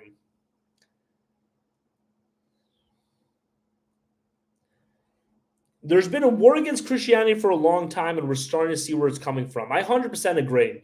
I think I think one of the beautiful things about being Catholic, I was talking to my wife about this the other day because we are talking about like you know, some like problem that's existing in the world or whatever, right? We're talking about some problem. And I was just like, you know what? The nice thing about being Catholic is I don't even have to like come up with an explanation for it. I can just say it's the devil and then I can just move on. You know what I mean? Like as a Catholic, you don't really have to like come up with like sociological like background and stuff. Just be like, the devil is trying to destroy society. That's what he does. And so, how do you fight against the devil? Just go to church. I do think it's one of those things where like it's that classic like Gaussian curve meme where like the idiot on the left is just go to church, and the guy in the middle is like, no, it's all these complicated factors. And then there's God on the right side. He's just like, dude, just go to church. I gave you the recipe to beat these people. And by the way, I actually think that us as Christians, and by the way, if you want to keep on hearing me talk about Christianity, I'm happy to. But if you want me to talk about travel, I can do that too. But like, you know, the thing about Christians, man, is that like we do bear responsibility for this.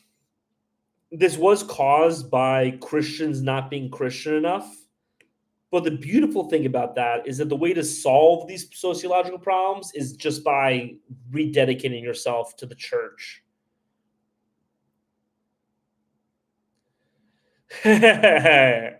No comment.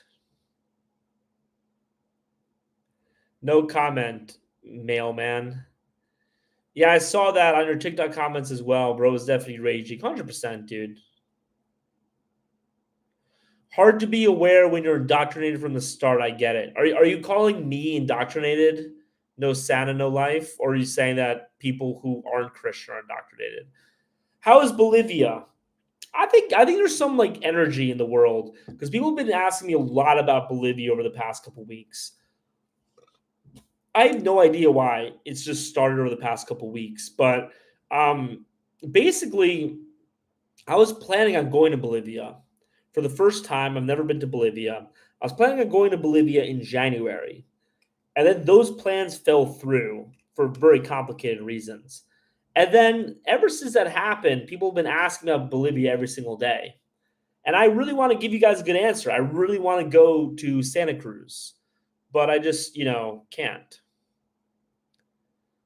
It's like Miami with no beach. That's not actually a good selling point. I don't really want to go to Miami. But hey, we'll try it out. It's very cheap. Santa Cruz is very cheap. I've been looking up the prices. Someone asked, would I go to Saudi Arabia? Definitely. I would love to go to Saudi Arabia. I would go everywhere. I here's the thing, right? These are a bunch of leftists who try to be like very like open-minded by saying that like no culture is better than another one and all that type of stuff. And part of the reason why is because they don't really engage with other people's cultures. Their definition of culture is just like food and dress and music. When in reality, when you travel around the world, those are actually the least interesting parts about culture, mainly because everybody actually just eats American food and listens to American music, right? So, like, when it comes to like food, most countries really just have kind of the same food nowadays. At least most countries at least have American food. But so because of that, they refuse to acknowledge that there are cultural differences between groups of people. So they say like all cultures are the same, yada yada. But then they actually refuse. Those are the types of people who say like I will never go to this place or that place or this other place. So I'm actually kind of the inverse. Like I think Western Christian civilization is the best civilization. I think it's a lot better. I can give really long-winded reasons why, but like the basic reason is like I'm a European Christian male and I like my culture. So that's kind of really why I think it's the best. That being said, I have respect for all cultures.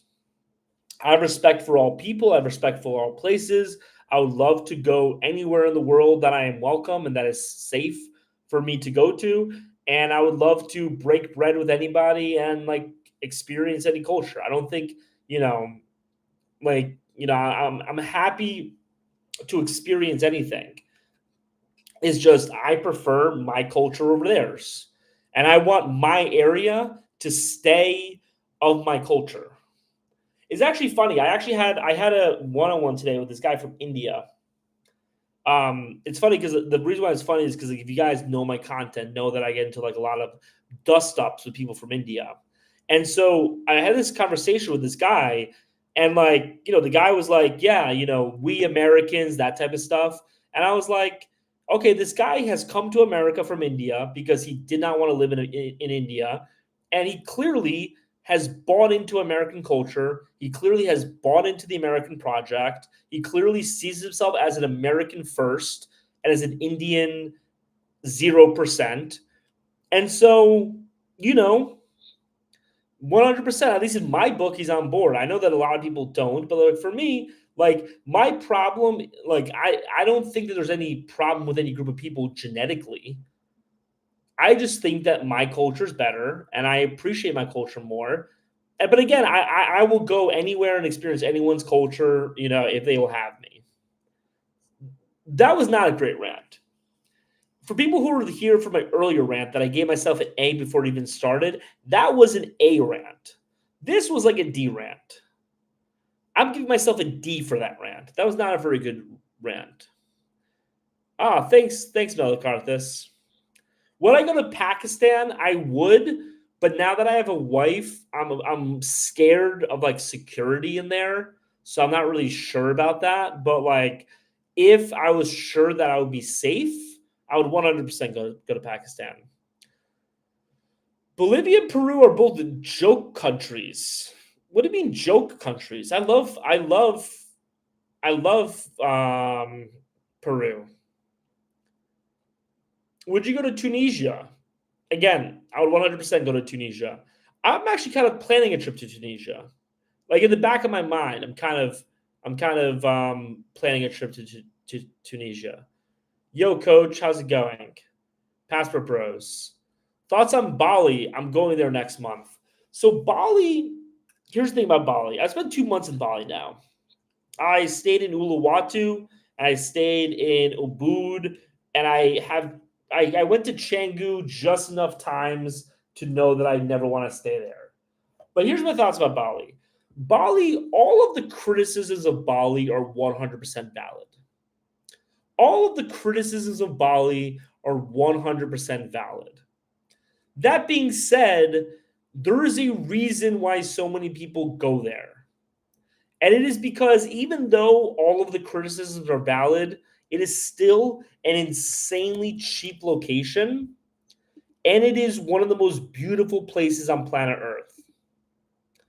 Bali is gorgeous. So, it's kind of hard to hate on Bali because Bali is just so beautiful and so cheap that you're like, how do I hate on these people? Yeah, this person's not getting a response from me. Thailand, Medellin. Okay. Anyway, we got Bali flooded with working girls. I don't know. There are a lot of other places that have a lot more working girls than Bali. Where did you get my wife from? Where did I get my wife from? That sounds like I ordered her. I met her in Paraguay. Beautiful women in Mongolia. I actually think that Mongolia has the most beautiful Asian women. I spent a week in Mongolia, and I think Mongolia has the most beautiful Asian women. Sorry, not sorry. Bali is cheap. I heard Bali belly is a problem. I actually got food poisoning in Bali on my last day there. And so my first week in Cambodia was all like me on my couch, sick to my stomach. Santa Cruz and Lima, Peru have great food and are very affordable. 100%. Lima is probably the best food city in Latin America. Bali isn't cheap for UK. I don't know, man. It's cheap for America, so I'm guessing it's also cheap for UK. If Bali's not cheap, I don't know what's cheap for you because Bali is very cheap. You might be staying in the wrong places and going the wrong places, but you could find fairly cheap stuff in Bali. Like me and my wife, one thing I love about Bali and Thailand is that the sushi is so cheap. I love sushi, and you can get like a full sushi dinner for like $10 there. I mean, you're a passport bro. That's why I asked. No, 100%. But like, where did you get your wife from? Just sounds like a little bit like disrespectful. But like, I'm not gonna take offense with that. How was your experience in Morocco and your opinion about Moroccan girls? My experience about Morocco was amazing. Morocco is the most underrated passport bro country in the world. Let me say that again. Morocco is the most underrated passport bro country in the world. The women are incredibly cheap in Morocco. If you want to pay for play, if you want a date, you can also find that. The women are gorgeous. They are gorgeous. And the country itself is incredibly cheap. The problem with Morocco, and this is actually not a problem, this is the solution of Morocco. But the reason why most people do not like Morocco is that most people only go to the Medina. People go to the Medina. The Medina is one of the worst places on planet Earth. You'll walk down overpay for everything, and you constantly get people attacking you to try to buy something from them. What up, Bricks? I went to the Medina and I bought lunch. It was 5 times more than the lunch I bought everywhere else. And I got less. Do not go to the Medina. If you're going to Marrakesh, go to this area called Geliz. Geliz is like a 15-minute walk from the Medina. In Geliz, you can visit the Medina, take the photos, do all the stuff, and then spend the rest of your time just chilling. By the way, Bricks, we were talking earlier, put Morocco on your list. Tips on Austria. My tip on Austria is my same tip as every other country in Europe. Don't go there. Yo, thanks a lot, Bricks.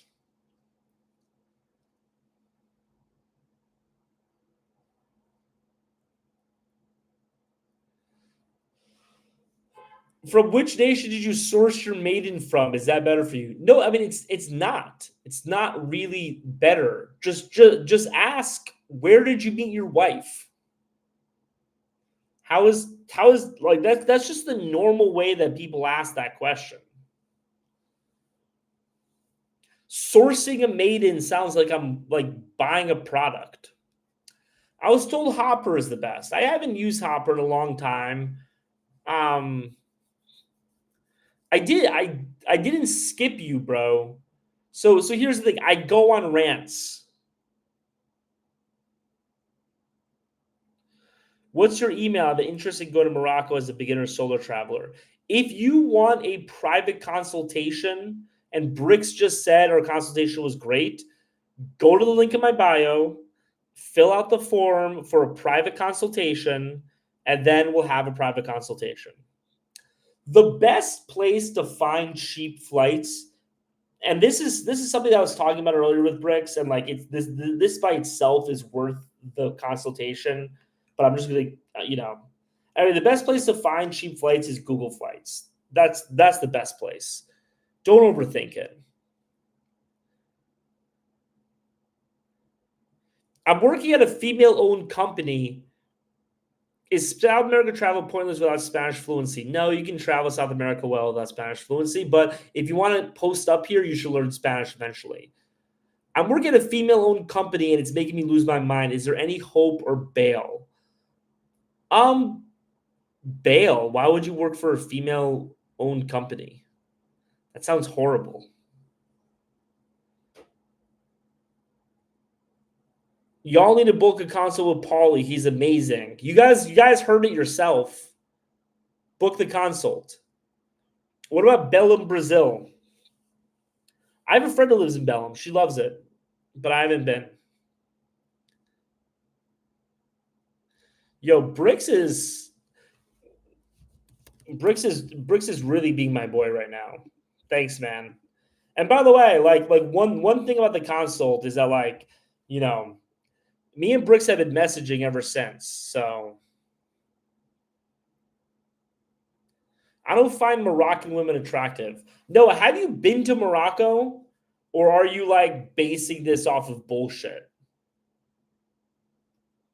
I think Noah's basing this off of bullshit. I don't think he's ever been to Morocco.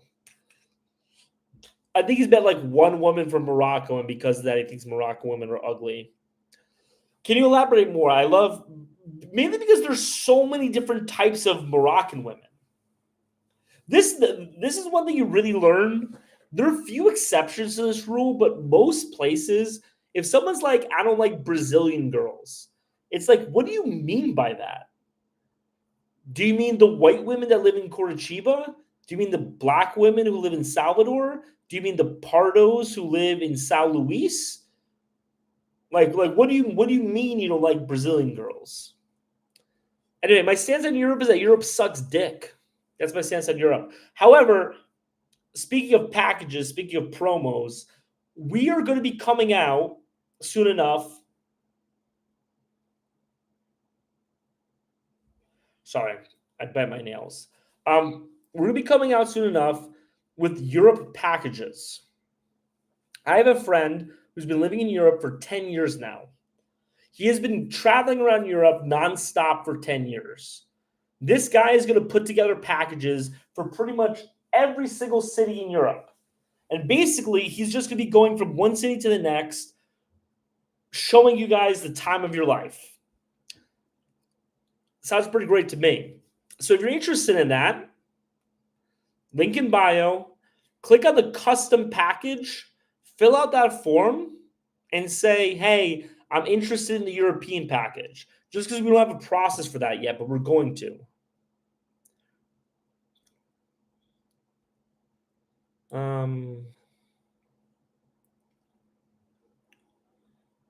Where does the consult consist of? The consult is me and you sitting down for an hour and me answering whatever questions and solving whatever problems you have.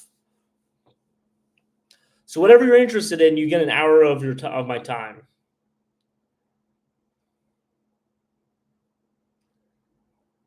When I want to sincerely take my turn with shared women, I'll hit up my boy Paulie. I don't know if that's an insult or not. So,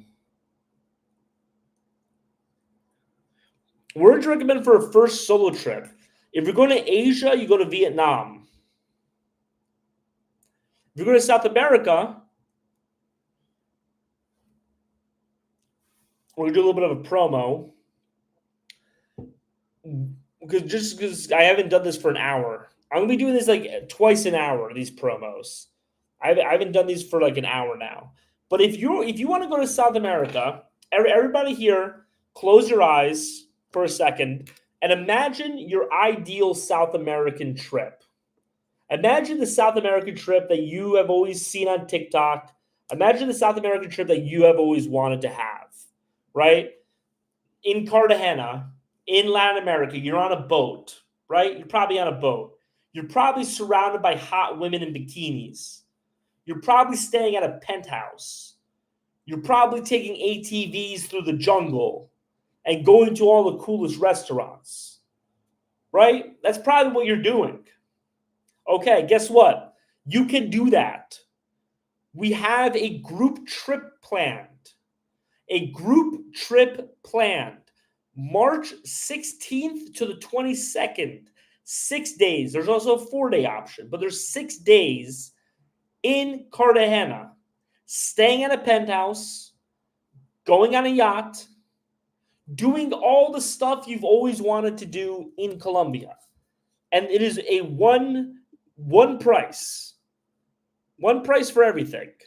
Everything together except for dinner. Dinner's not there, and then you're also gonna have to pay for yourself. But besides that, it's all inclusive. The all-inclusive Colombia trip that you've always wanted to take in your life. If you're interested in that, and Luca McNeil, I think you're interested in that. Here's what you do. Link in the bio. Click on the Cartagena group packages and fill out the form. Fill out the form. We'll set up a call, me and you. I'll talk you through it. I'll give you all the specific information. I'll give you the page so you can pay. And then you're going to go on the trip. You're going to buy your plane tickets. All is going to be set. Right? That's what you should be doing for your first trip to South America. You don't know South America enough to travel it comfortably. If you were to take a week and go to Cartagena, you would be spending your first 4 days walking around like a chicken with his head cut off, trying to figure out how things are. Don't do that. My boy has been living in Cartagena for 8 months now. He knows everything. Just let us plan it for you. Let us do it. Anyway, one more thing. I don't want to do this as like a thing to get you guys to like act now, but we only have 7 spots left. And the demand for this has been so high. I literally like I'm booked back to back for 3 hours after this live and like with people. So there's a good chance it might sell out by tomorrow. And the next one is going to be $200 more. and we're going to be charging more and more for other ones. So this one is the most reasonably priced one that you're going to have the option to go to.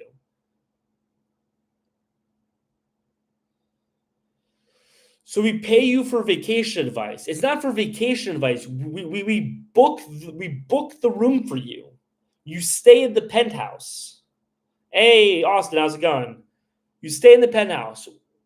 You go on the boat. It's not you're paying us for vacation advice. You basically have an all-inclusive trip set up for you. All you have to do is show up.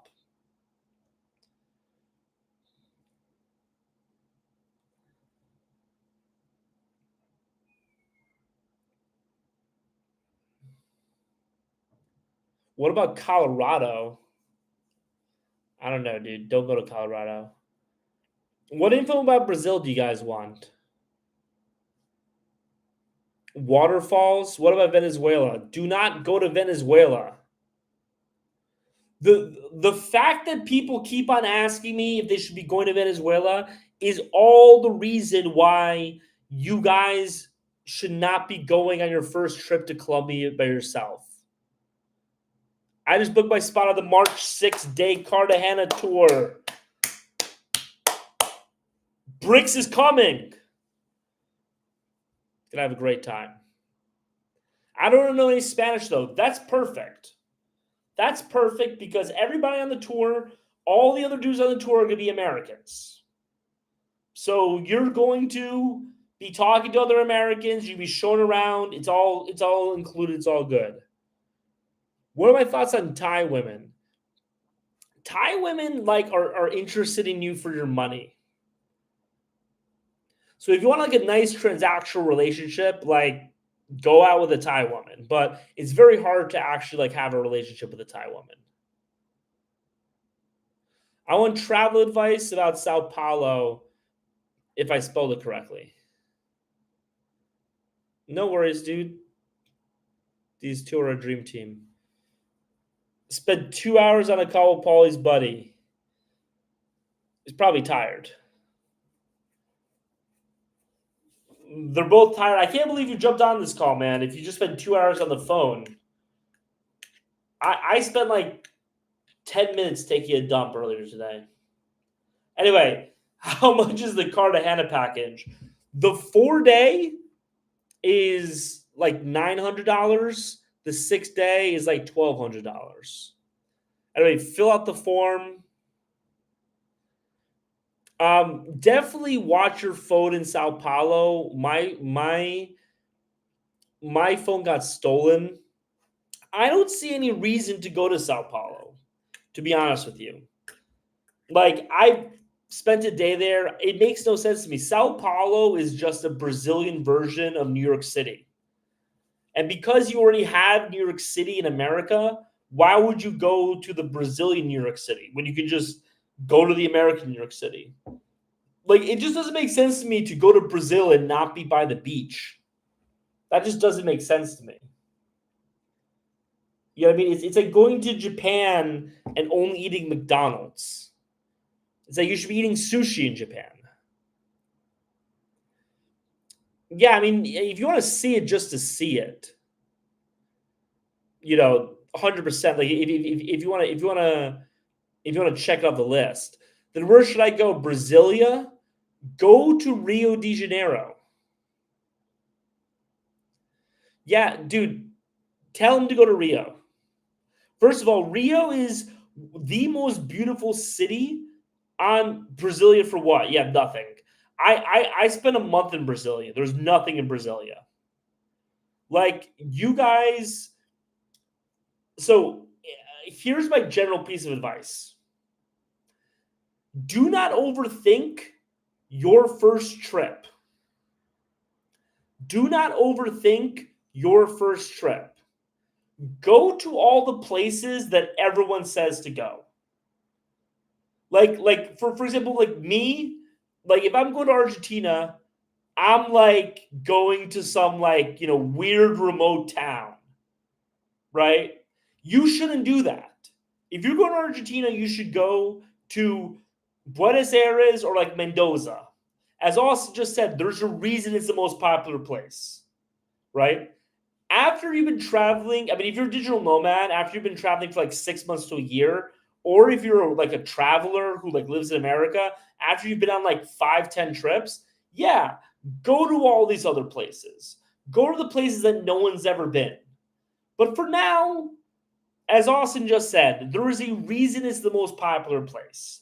And the reason is because Rio de Janeiro is the most beautiful city on planet Earth. It is one of my 4 cities that I think every single person should visit at least once in their life. So if you're traveling to Brazil, it's like, yeah, you can go to Florianopolis, and Florianopolis is chill, and like, there's a whole thing there, but like you're missing out on like the thing that like you really should be doing in Brazil, which is Rio de Janeiro. Yeah. I've spent 3 months in Brazil, in Rio de Janeiro. I love it. Bro is I'm excited to go to Cartagena. That's why I'm amped. Yeah, dude, I'm excited for you, bro. Dude, this trip. I don't want to talk too much about our conversation earlier on like a public forum, but like this trip is exactly what you need, Bricks. This trip is exactly what you need.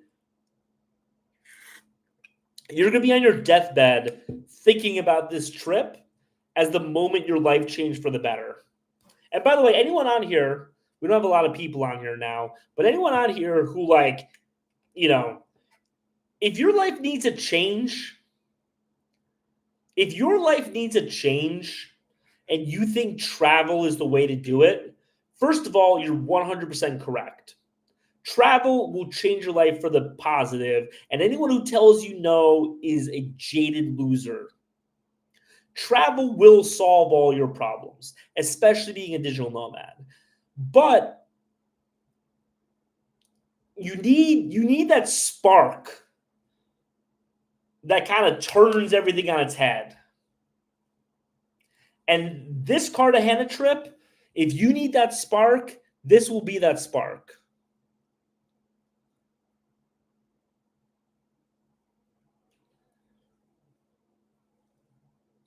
What was the total cost for 3 months in Hio? For an apartment, you're looking at like $800 a month, so that's like 2,400. Um, I don't know. You're probably going to be spending at least like $1,000 to $2,000 a month on like groceries and stuff. You can easily do like $3,000 a month, but probably on the safe side. Budget for like four. Um, Share it. Yeah, dude. I mean, like not getting specific, but like Bricks and Bats right now is in a rut. And we were talking, and he needs to start traveling to get out of that rut. And what I told him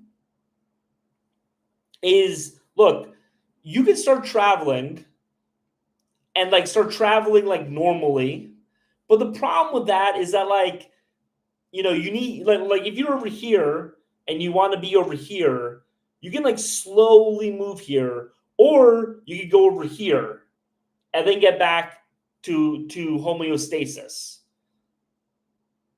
Like you need that thing in your mind that's going to make you want to come back to South America.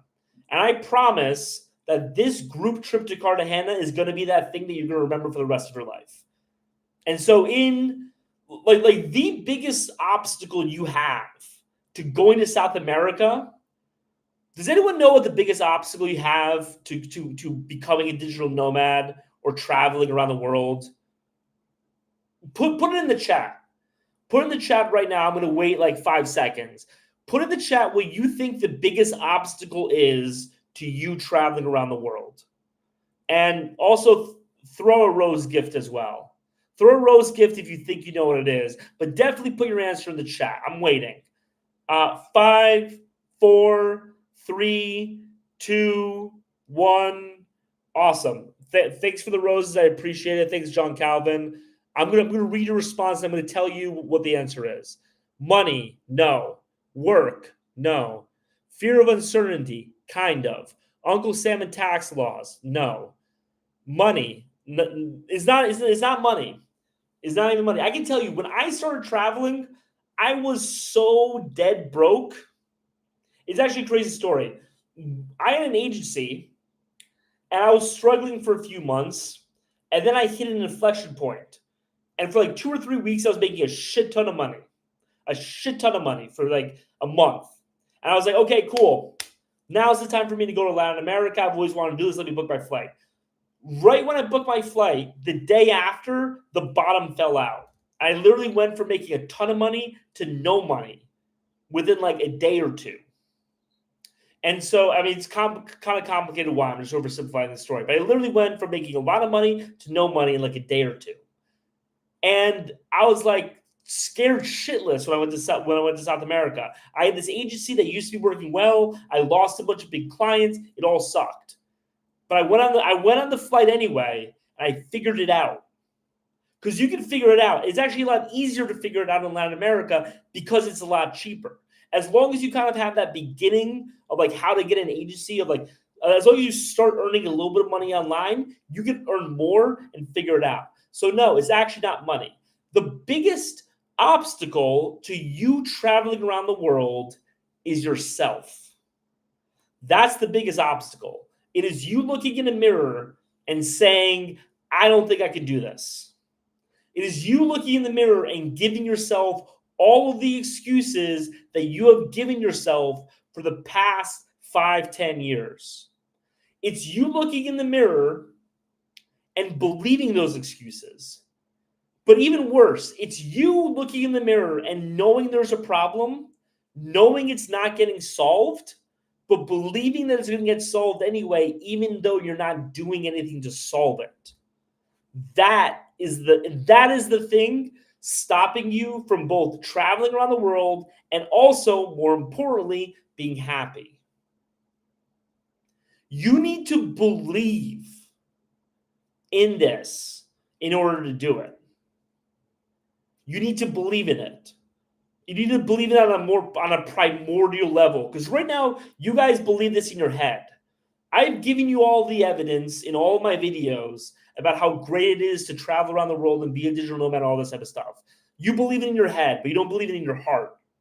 And that's the thing stopping people. And I know this because it was what was stopping me. And the thing that turned it around for me, the thing that really gave me the kick in the butt to do it, was I remembered a trip that I had to Colombia 7 years earlier. I remember closing my eyes and remembering that and thinking to myself, if my life could be like that every single day, I would be happy. And just knowing that, and knowing that I had to go abroad in order to find it. And let me tell you, I am as close as I am today to that being real. Because obviously, like, it's not going to be real because I didn't meet the woman who I was with, right? But I think the woman that I'm with is even better, right? But I have achieved that dream that I had in my head before I stepped on that flight to Costa Rica. And let me tell you, it is worth it. So this was a huge rant. I'm giving it a B+. Put your grades in the chat if you agree. B+. It's not an A rant, it's a B+ rant. But the important thing is this, is that there are none of these actual factors that are stopping you, because you can figure all those stuff out. The thing that's stopping you from doing it is yourself. And this is why I really, in my heart of hearts, actually believe, not just so that me and my buddy, can do this trip and make money, but I actually believe that you guys going on this Cartagena trip is the best thing for you. Because you're right now in Cleveland or in Seattle or in St. Louis or even in LA, and your life is shitty. And you're like, I don't think it can get better. Maybe going to South America will, but even I don't believe that, because my life is so shitty right now. I don't believe that it can get better. And that's what's stopping you from going abroad. And so you're going to go on this Cartagena trip, and you're going to spend 6 days in Cartagena, in a penthouse, on a boat, doing all of these things that you've always wanted to do, having the dream vacation of your life. And then you're going to come back to St. Louis, back to reality, and it's going to suck.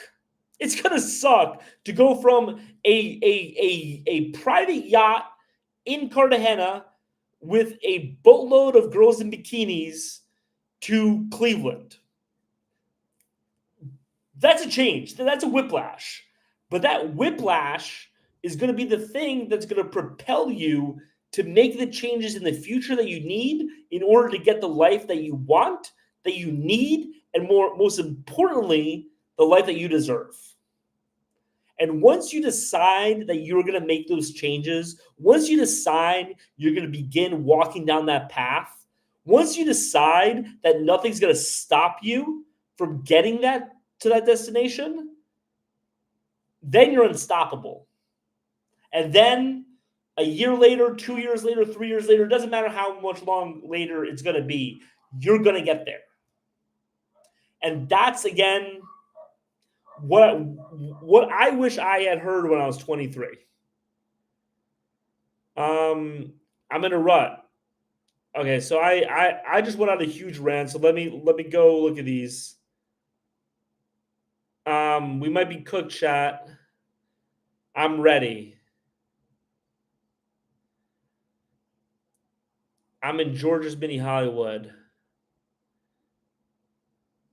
It's just an excuse. 100%, man. It's just an excuse. And here's the problem. It's a good excuse. it is a good excuse, and that's what makes it such a bad excuse. True that. You have to fight for your spot on the lifeboat. 100%. Another obstacle is clear drinking water, seriously speaking. But here's the thing, it's not, though. It's actually not. And like I'm gonna go off on this for a second because I think it's really important. Is that like, oh, clean drinking water, that's an issue, right?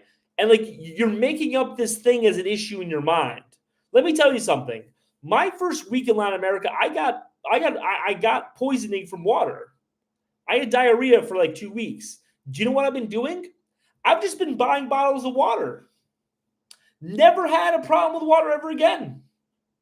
Right. And so that's like I bring this up for a specific reason, is because these problems that seem to tower over you are as mountains are actually molehills. Because when you've never been to South America, it's like, oh, the drinking water, how am I going to get this? And it's like, it's a simple thing, just buy water. It's cheap. You know what I mean? So like that's what I'm trying to do. Am I hiring? No, dude, I'm not hiring right now. I'm an international travel god. All right, dude.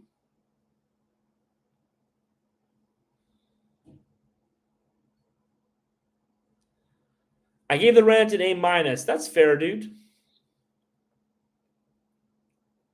I missed the rant. So by the way, if you guys like these lives, like if you guys like these lives to the point that you actually want to like watch them when they're not live, like they're all on my YouTube channel. So that's one of the reasons why I started doing this YouTube channel, is because the TikTok doesn't record the lives. And my plan was, and I'm going to start doing this once I have free time. I'm planning on quitting my job soon. But my plan was to cut this up and post it and shit. So I'm going to start doing that. So, but anyway, you can watch the whole live on, Yeah, dude, you can just buy water. I went to Panama once. Panama's awesome. I'm a professional editor. I can show you automation, do it for free. Yeah, dude, thank you, man. Shoot me a message. Off to the batting cages. Do you think the Airbnb ban in Colombia will lower prices again? Honestly, no. Catch you on the flip side, Paul. See you, dude. Appreciate it. No, I don't think so, man. The only thing that's going to lower prices is people going to other cities. You know what I mean? That's really the only thing that's going to lower prices, is once the word gets out that Medellin is cooked. But even so, I don't even think that's going to do it, because you're going to have all these goobers who are going to go to Medellin and they're not going to realize that they're lame. You know what I mean? They're not going to realize that they're goobers. They're going to think that they're cool. And there's nothing more dangerous than a goober who thinks he's cool. So I think Medellin is gonna be cooked for a long time, sadly. But that's fine. Awesome. So we got two call. We got so for this Cartagena trip, we got 2 calls today. We got a call tomorrow. Oh, we got 3 calls today. Anyway,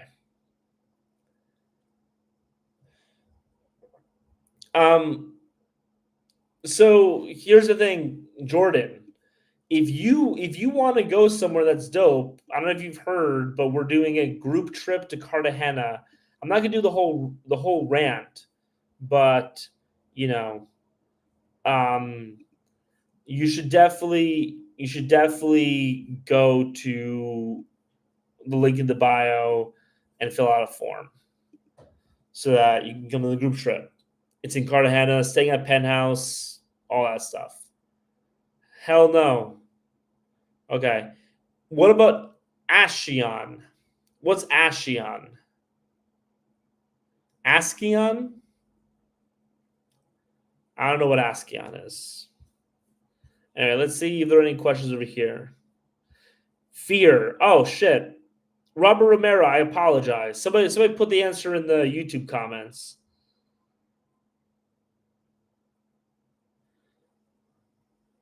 Have I been to the Amazon? No, but I really want to be. I really want to go. Asuncion. Asuncion right now is cooked. Asuncion is pre-cooked. I'm in Asuncion right now. Asuncion is cooked. Asuncion is getting really expensive. When I was saying that here in January, Asuncion was one of the best places to go to in the world. But right now, in the intervening 6 months or 8 months or 10 months, there have just been a huge amount of tourists here, and it's driven the prices up, and it's not good. So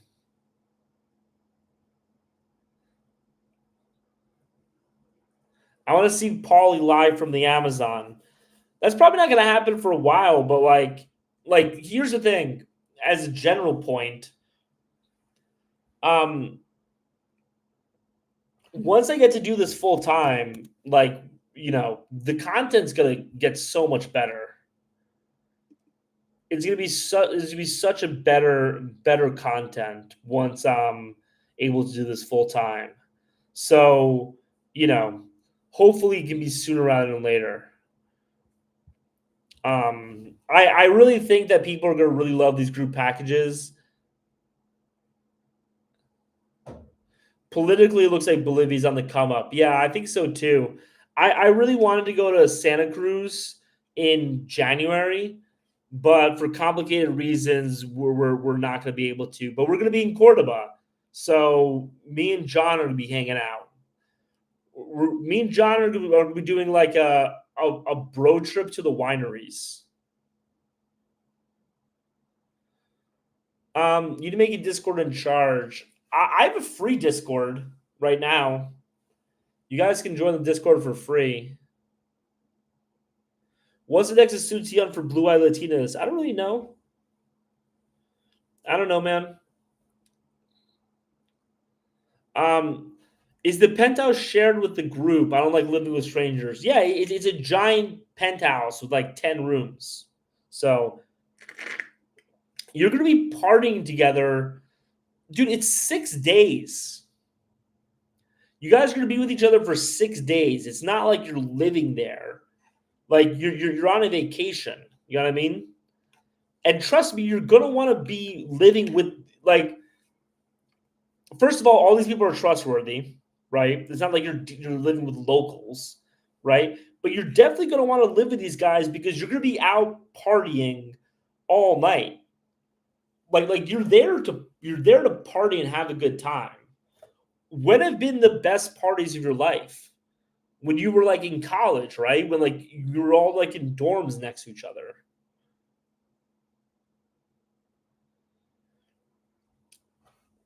Yeah, but look, here's the thing: everyone's gonna be doing pay for play there.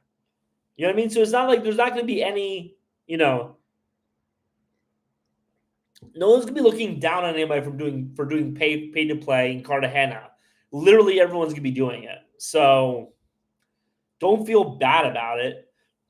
It's part of what everyone's for.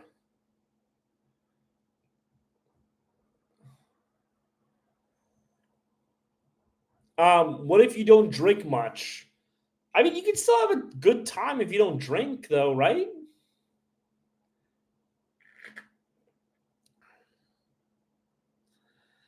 Social media screwed up everything. Too many squares out there. Hopefully, he's not referring to me, but yeah, there are definitely too many squares. Jordan laws. Oh, not me, man. Okay, I appreciate it. Too many risks. You don't want to drink in a foreign country. What do you mean? Yeah, like if you are by yourself going to a bar in Rio de Janeiro, like yeah, you want to be careful about drinking. But if you are on a yacht on a paid group package with 10 other Americans and a group of pros that my buddy knows personally. And all, by the way, here's the thing about the pros. All of them know that if they steal from you, they're never going to be called again. Right. So here's the beauty of this package, right? My buddy has a group of pros because he does pay for play, right? And all of those pros know that we're going to be doing group packages to Cartagena every week eventually. Once this gets sold out, we're going to be adding more, right? And they're all going to be more expensive, by the way. So don't like wait, right? So they know that. So do you think they're going to rob you? Or do you think they're going to think, oh, wow, I can literally just have this one guy throw me business forever? And I can go on a boat for free and I can just sleep with these dudes, right? Do you think they're going to screw that up by stealing from you? No. They're probably honestly they're probably going to end up being cheaper than everybody else because they're going to be like, "Oh yeah, like it's I just have to go here." Right? So, yeah, for a lot of times you don't want to drink in a foreign country, but this is a situation like this is the safest it's ever going to be to drink in a foreign country. You know what I mean? That's kind of similar to the cartels in tourist places. They won't mess with tourists. Yeah, 100%.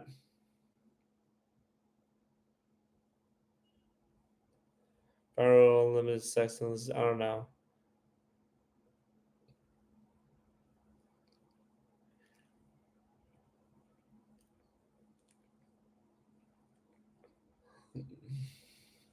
Well, yeah, but that's what I'm saying, right? And this is why it's beneficial to be in a penthouse with a group of people. Because if you black out at a bar, they're gonna take you back to the penthouse.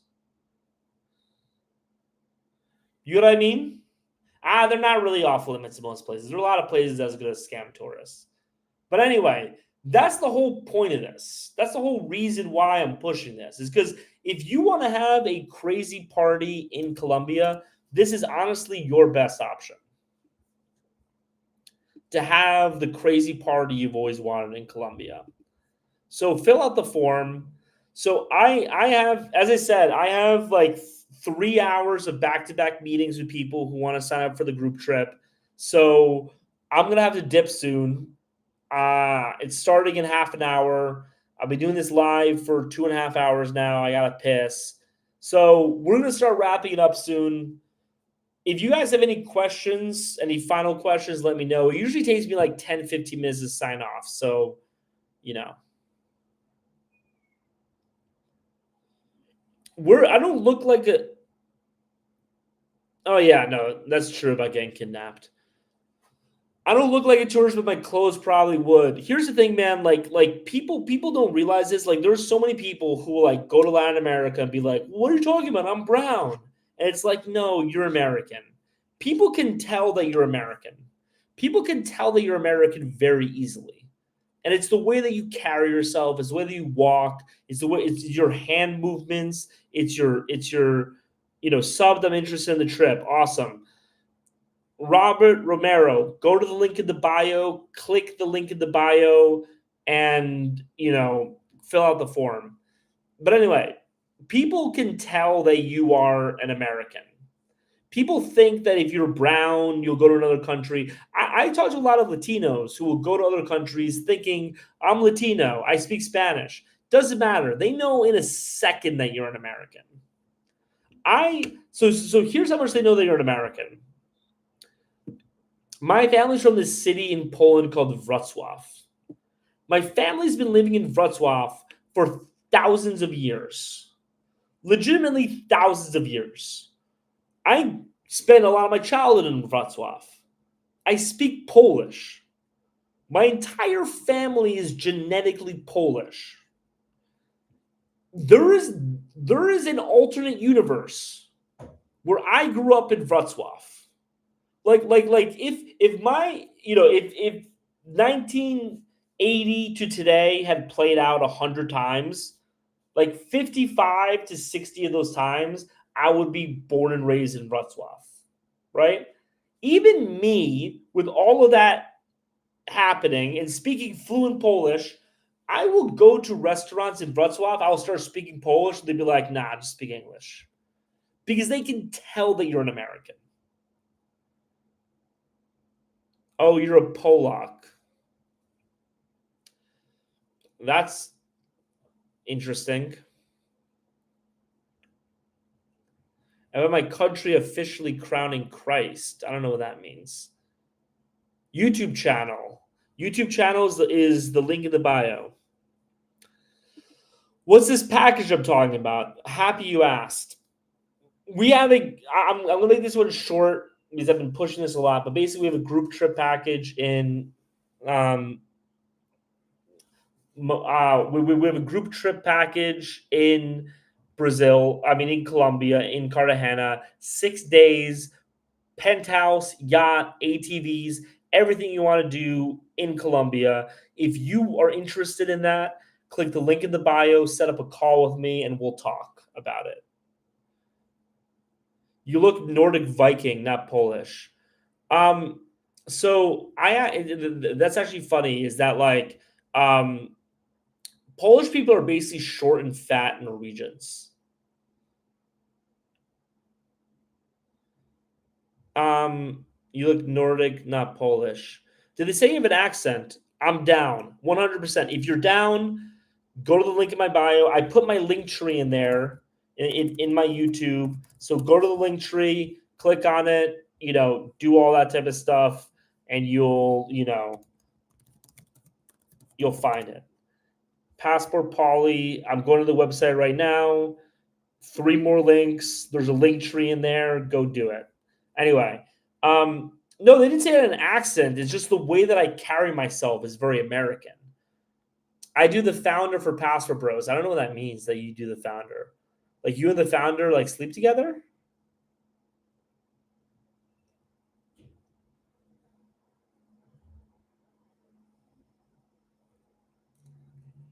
Yeah, that's what I heard, that the YouTube link might need to be updated. That pisses me off, man. So here, I think, let me see. No, the YouTube link works. It didn't work yesterday, but it works today. I literally tried it right now.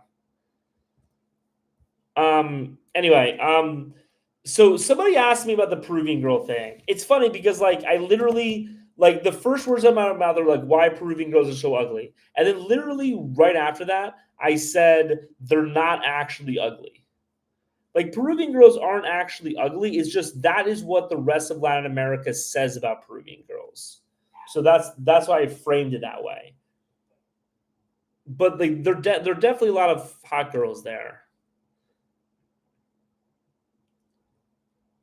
Jinx Maze.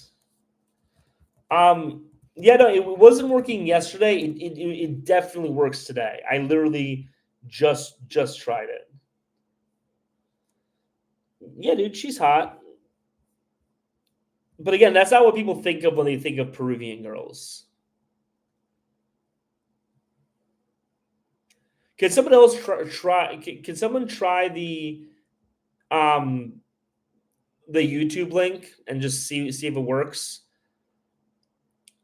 See, art Peruvian is more indigenous. That's the funny thing, is that like that's the point that I made in the video, is that Peru is the most racially stratified country.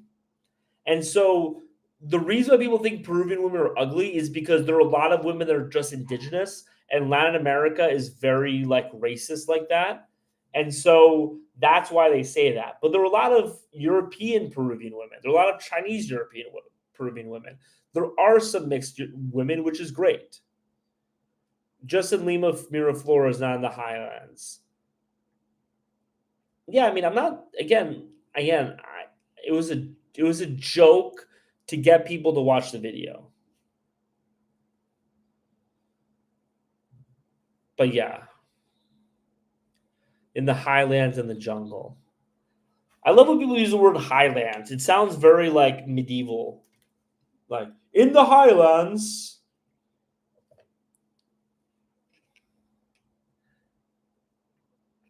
Yeah, Latin America definitely has like a legacy of like the whiter you are, the more attractive you are. And so what happens is Peruvian women go, because it's always the poor people of a country that go to other countries, right? So the poor Peruvian people go to other countries and they are 100% indigenous. And because Latinos view being indigenous as being ugly, they view Peruvians as being ugly, but they're not. What's my opinion on countries like India? It doesn't work. The one in my bio does not work.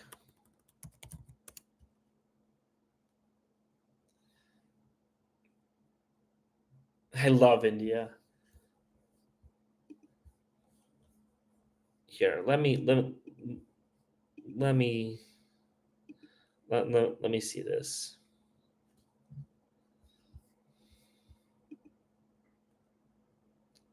It won. I literally just tried it. I just tried the link.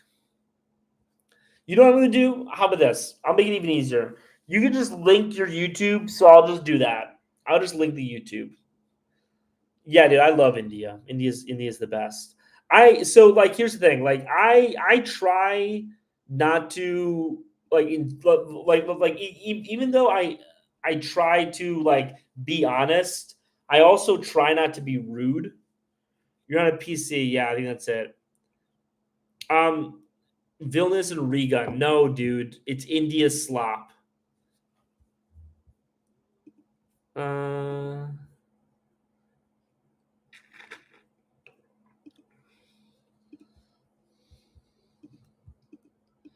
100%, dude. Are you named after GP2? I don't know what that means. But yeah, Vilnius and Riga is all India slop.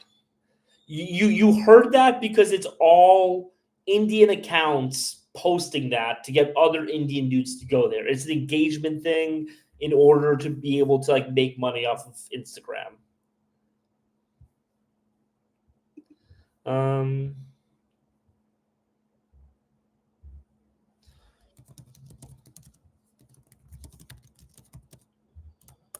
um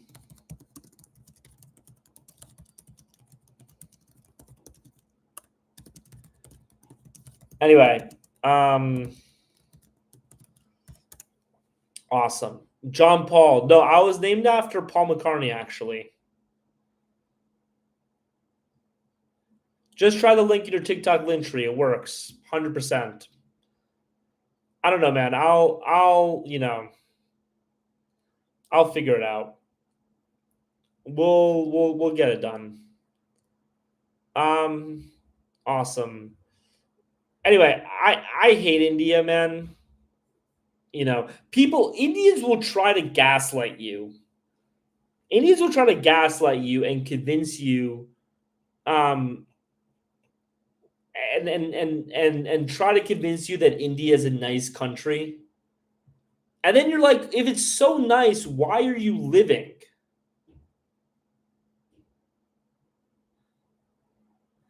No, there aren't. User ask a question, the little bitch question on the form. Yeah, dude, that's an important question. Answer it. People, they're better living in Ghana, 100%. Yeah, I mean, the reason why they get so defensive about it is because they know that if they admit that India sucks, Americans are going to start asking the question, well, then why are we? Yeah, they're mostly just shorts. I haven't had the time. Okay, I'll finish my India thing. They know that if they admit that India sucks, that we won't allow other Indians in America, right? So they know that they have to lie and say India is nice in order to convince us to allow more of them in. But if it's so nice, it's like, why, why are you trying to leave? Um, yeah, no. Anyway, so the thing about the YouTube, have I tried Indian street food? Yeah, 100%. Oh, post the link here. Yeah, sure, I'll post a link here. Um, anyway, the thing about the YouTube, the reason why it's all shorts is because a like right now, I just don't have the time to be dedicating to all of these different social media apps, and all the algorithms are different, and they're different in really small ways. And I just don't have the time to learn how the YouTube algorithm works and how the Instagram algorithm works. And so I'm really just focused on TikTok until I can make enough money to make this full time. And then once I make enough money to make this full time, then I'm going to, focus on YouTube. I'm going to make content specifically for YouTube. I'm going to make content specifically for TikTok. You know, do I like Polish culture? No.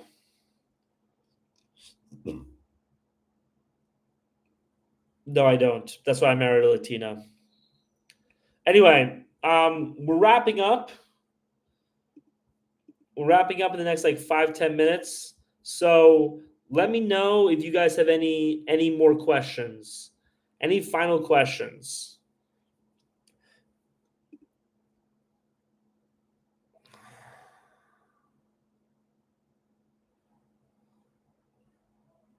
What do you think of Passport Bro? Where's West content in Poland? He moved there from Colombia. People always ask me about like other people's content. To be honest with you, like I don't look at anybody else. I don't look at anybody else, really.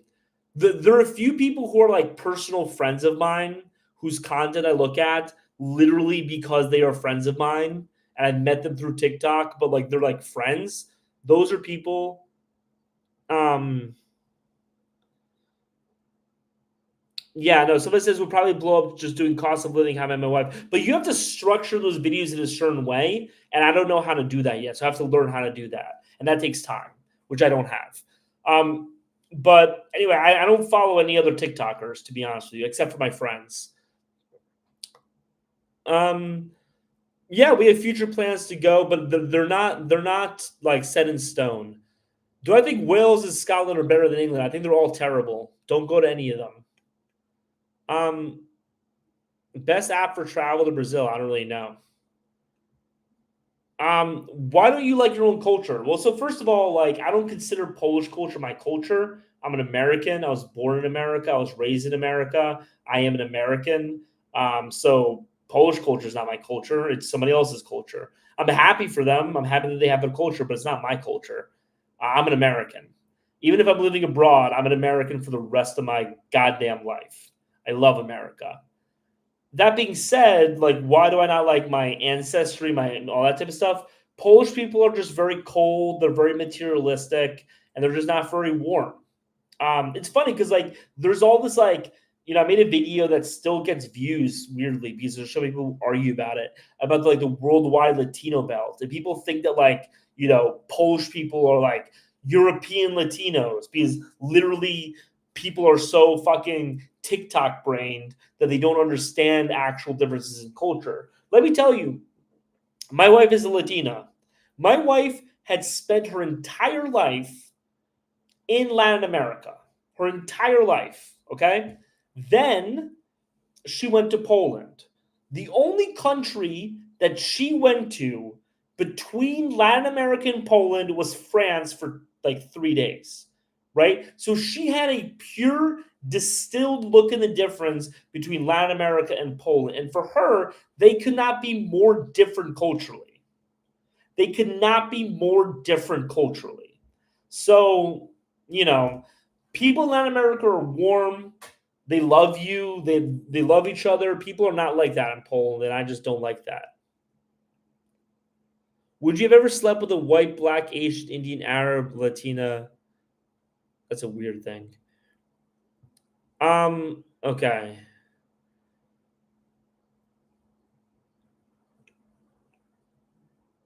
Um, yes, future plans.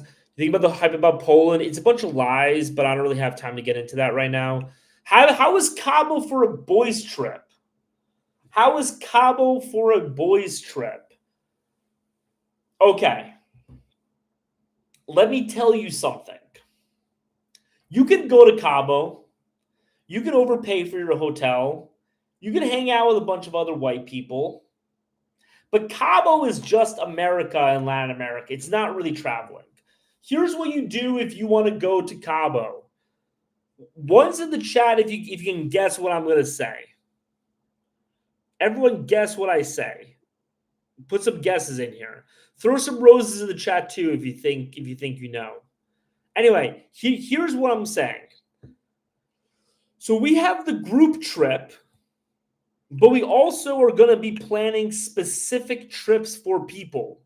So if you already have your group together, like if you have a group of like 6, 7, 8 people that you want to do for a boys trip, we are we're going to put a group package together for you. It's probably going to be around like $1,000 to $1,500 per person for a week in Cartagena. You and your boys in a penthouse together, right? Private yacht that you're going to go out every single day. My buddy has a hookup with all the girls that you want to meet. And we're going to put together a specific package for you, right? So you don't have to join the group trip. You can have your private Colombia Cartagena trip. And we're going to build it out specifically for you. Exactly what you want. Everything you wanted in Cartagena, we're going to do reasonably, right? Minimum is going to be about $1,000 per person. Maximum, no matter, like, sky's the limit, right? Yacht, penthouse. There'll be maids there that are going to cook and they're going to clean for you. Everything. So why would you do a boys trip in Cabo where you're going to be paying $35 for a fucking taco when instead you can have the greatest boys trip of your entire life by going to the link in the bio and filling out the Cartagena trip form. We're going to set up a call. Me, you, and your boys. We're going to talk about what you want. I'm going to give you an estimate. And then we're going to plan your trip for you. That sounds way better. One's in the chat if you think that sounds way better. One's in the chat if you think that sounds way better. And throw some roses in the chat if you definitely think that's way better. All inclusive. Yeah, we're lagging. Cheaper flight and all inclusive in Cabo. But here's the problem. La Shirk. Your all inclusive in Cabo is all inclusive. Okay, so if you don't have any boys, go to the same form and click Solo Traveler. We're going to hook you up with a pre-planned group trip where there are already people going. This, what I'm talking about with like Le Shirk, is we're going to be planning this trip for you. And here's the problem with all-inclusive resorts. All-inclusive resorts are like all-you-can-eat buffets. They make their money by skimping on costs as much as possible. Right? Like if you ever get sushi at an all-you-can-eat buffet, it's disgusting. Right? Because like they literally are trying their hardest to get the cheapest possible fish because that's the only way in which they make money. Right? It's the same thing with all-inclusive resorts. So you're gonna go to the all-inclusive resort, and be like, oh, this is so great, and like the first few days, and then you're gonna find out everything is shitty. Your entire experience is shitty. Oh, there was a video of this. No, you have to pay extra for that. You have to pay extra for that. You have to pay extra for that. In this all-inclusive trip, you're not paying extra for anything. You're paying for your own dinners, that's it. Right? But the boat is included. Breakfast, lunch included. ATVs included. Everything you want included. This is an actual all-inclusive resort because we're building it for you. It's going to be a way better experience than like you and your boys in an all-inclusive resort. That's the last thing you want.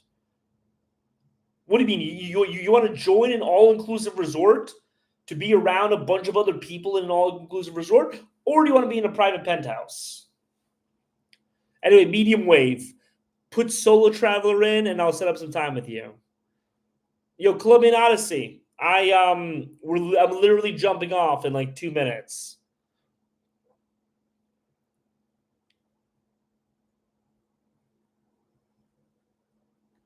Lag starting again. Oh, damn, that sucks. Okay. Well, if it's lagging, is it still lagging? That was a great fucking rant, man. That was a great rant, and it's all lagged. Okay. Can someone tell me if it's lagging? I'm guessing it still is because no one's responding. Yeah. Okay. Well, I have to leave anyway, so peace out. I'll talk to you guys later. Appreciate everybody. Thank you so much.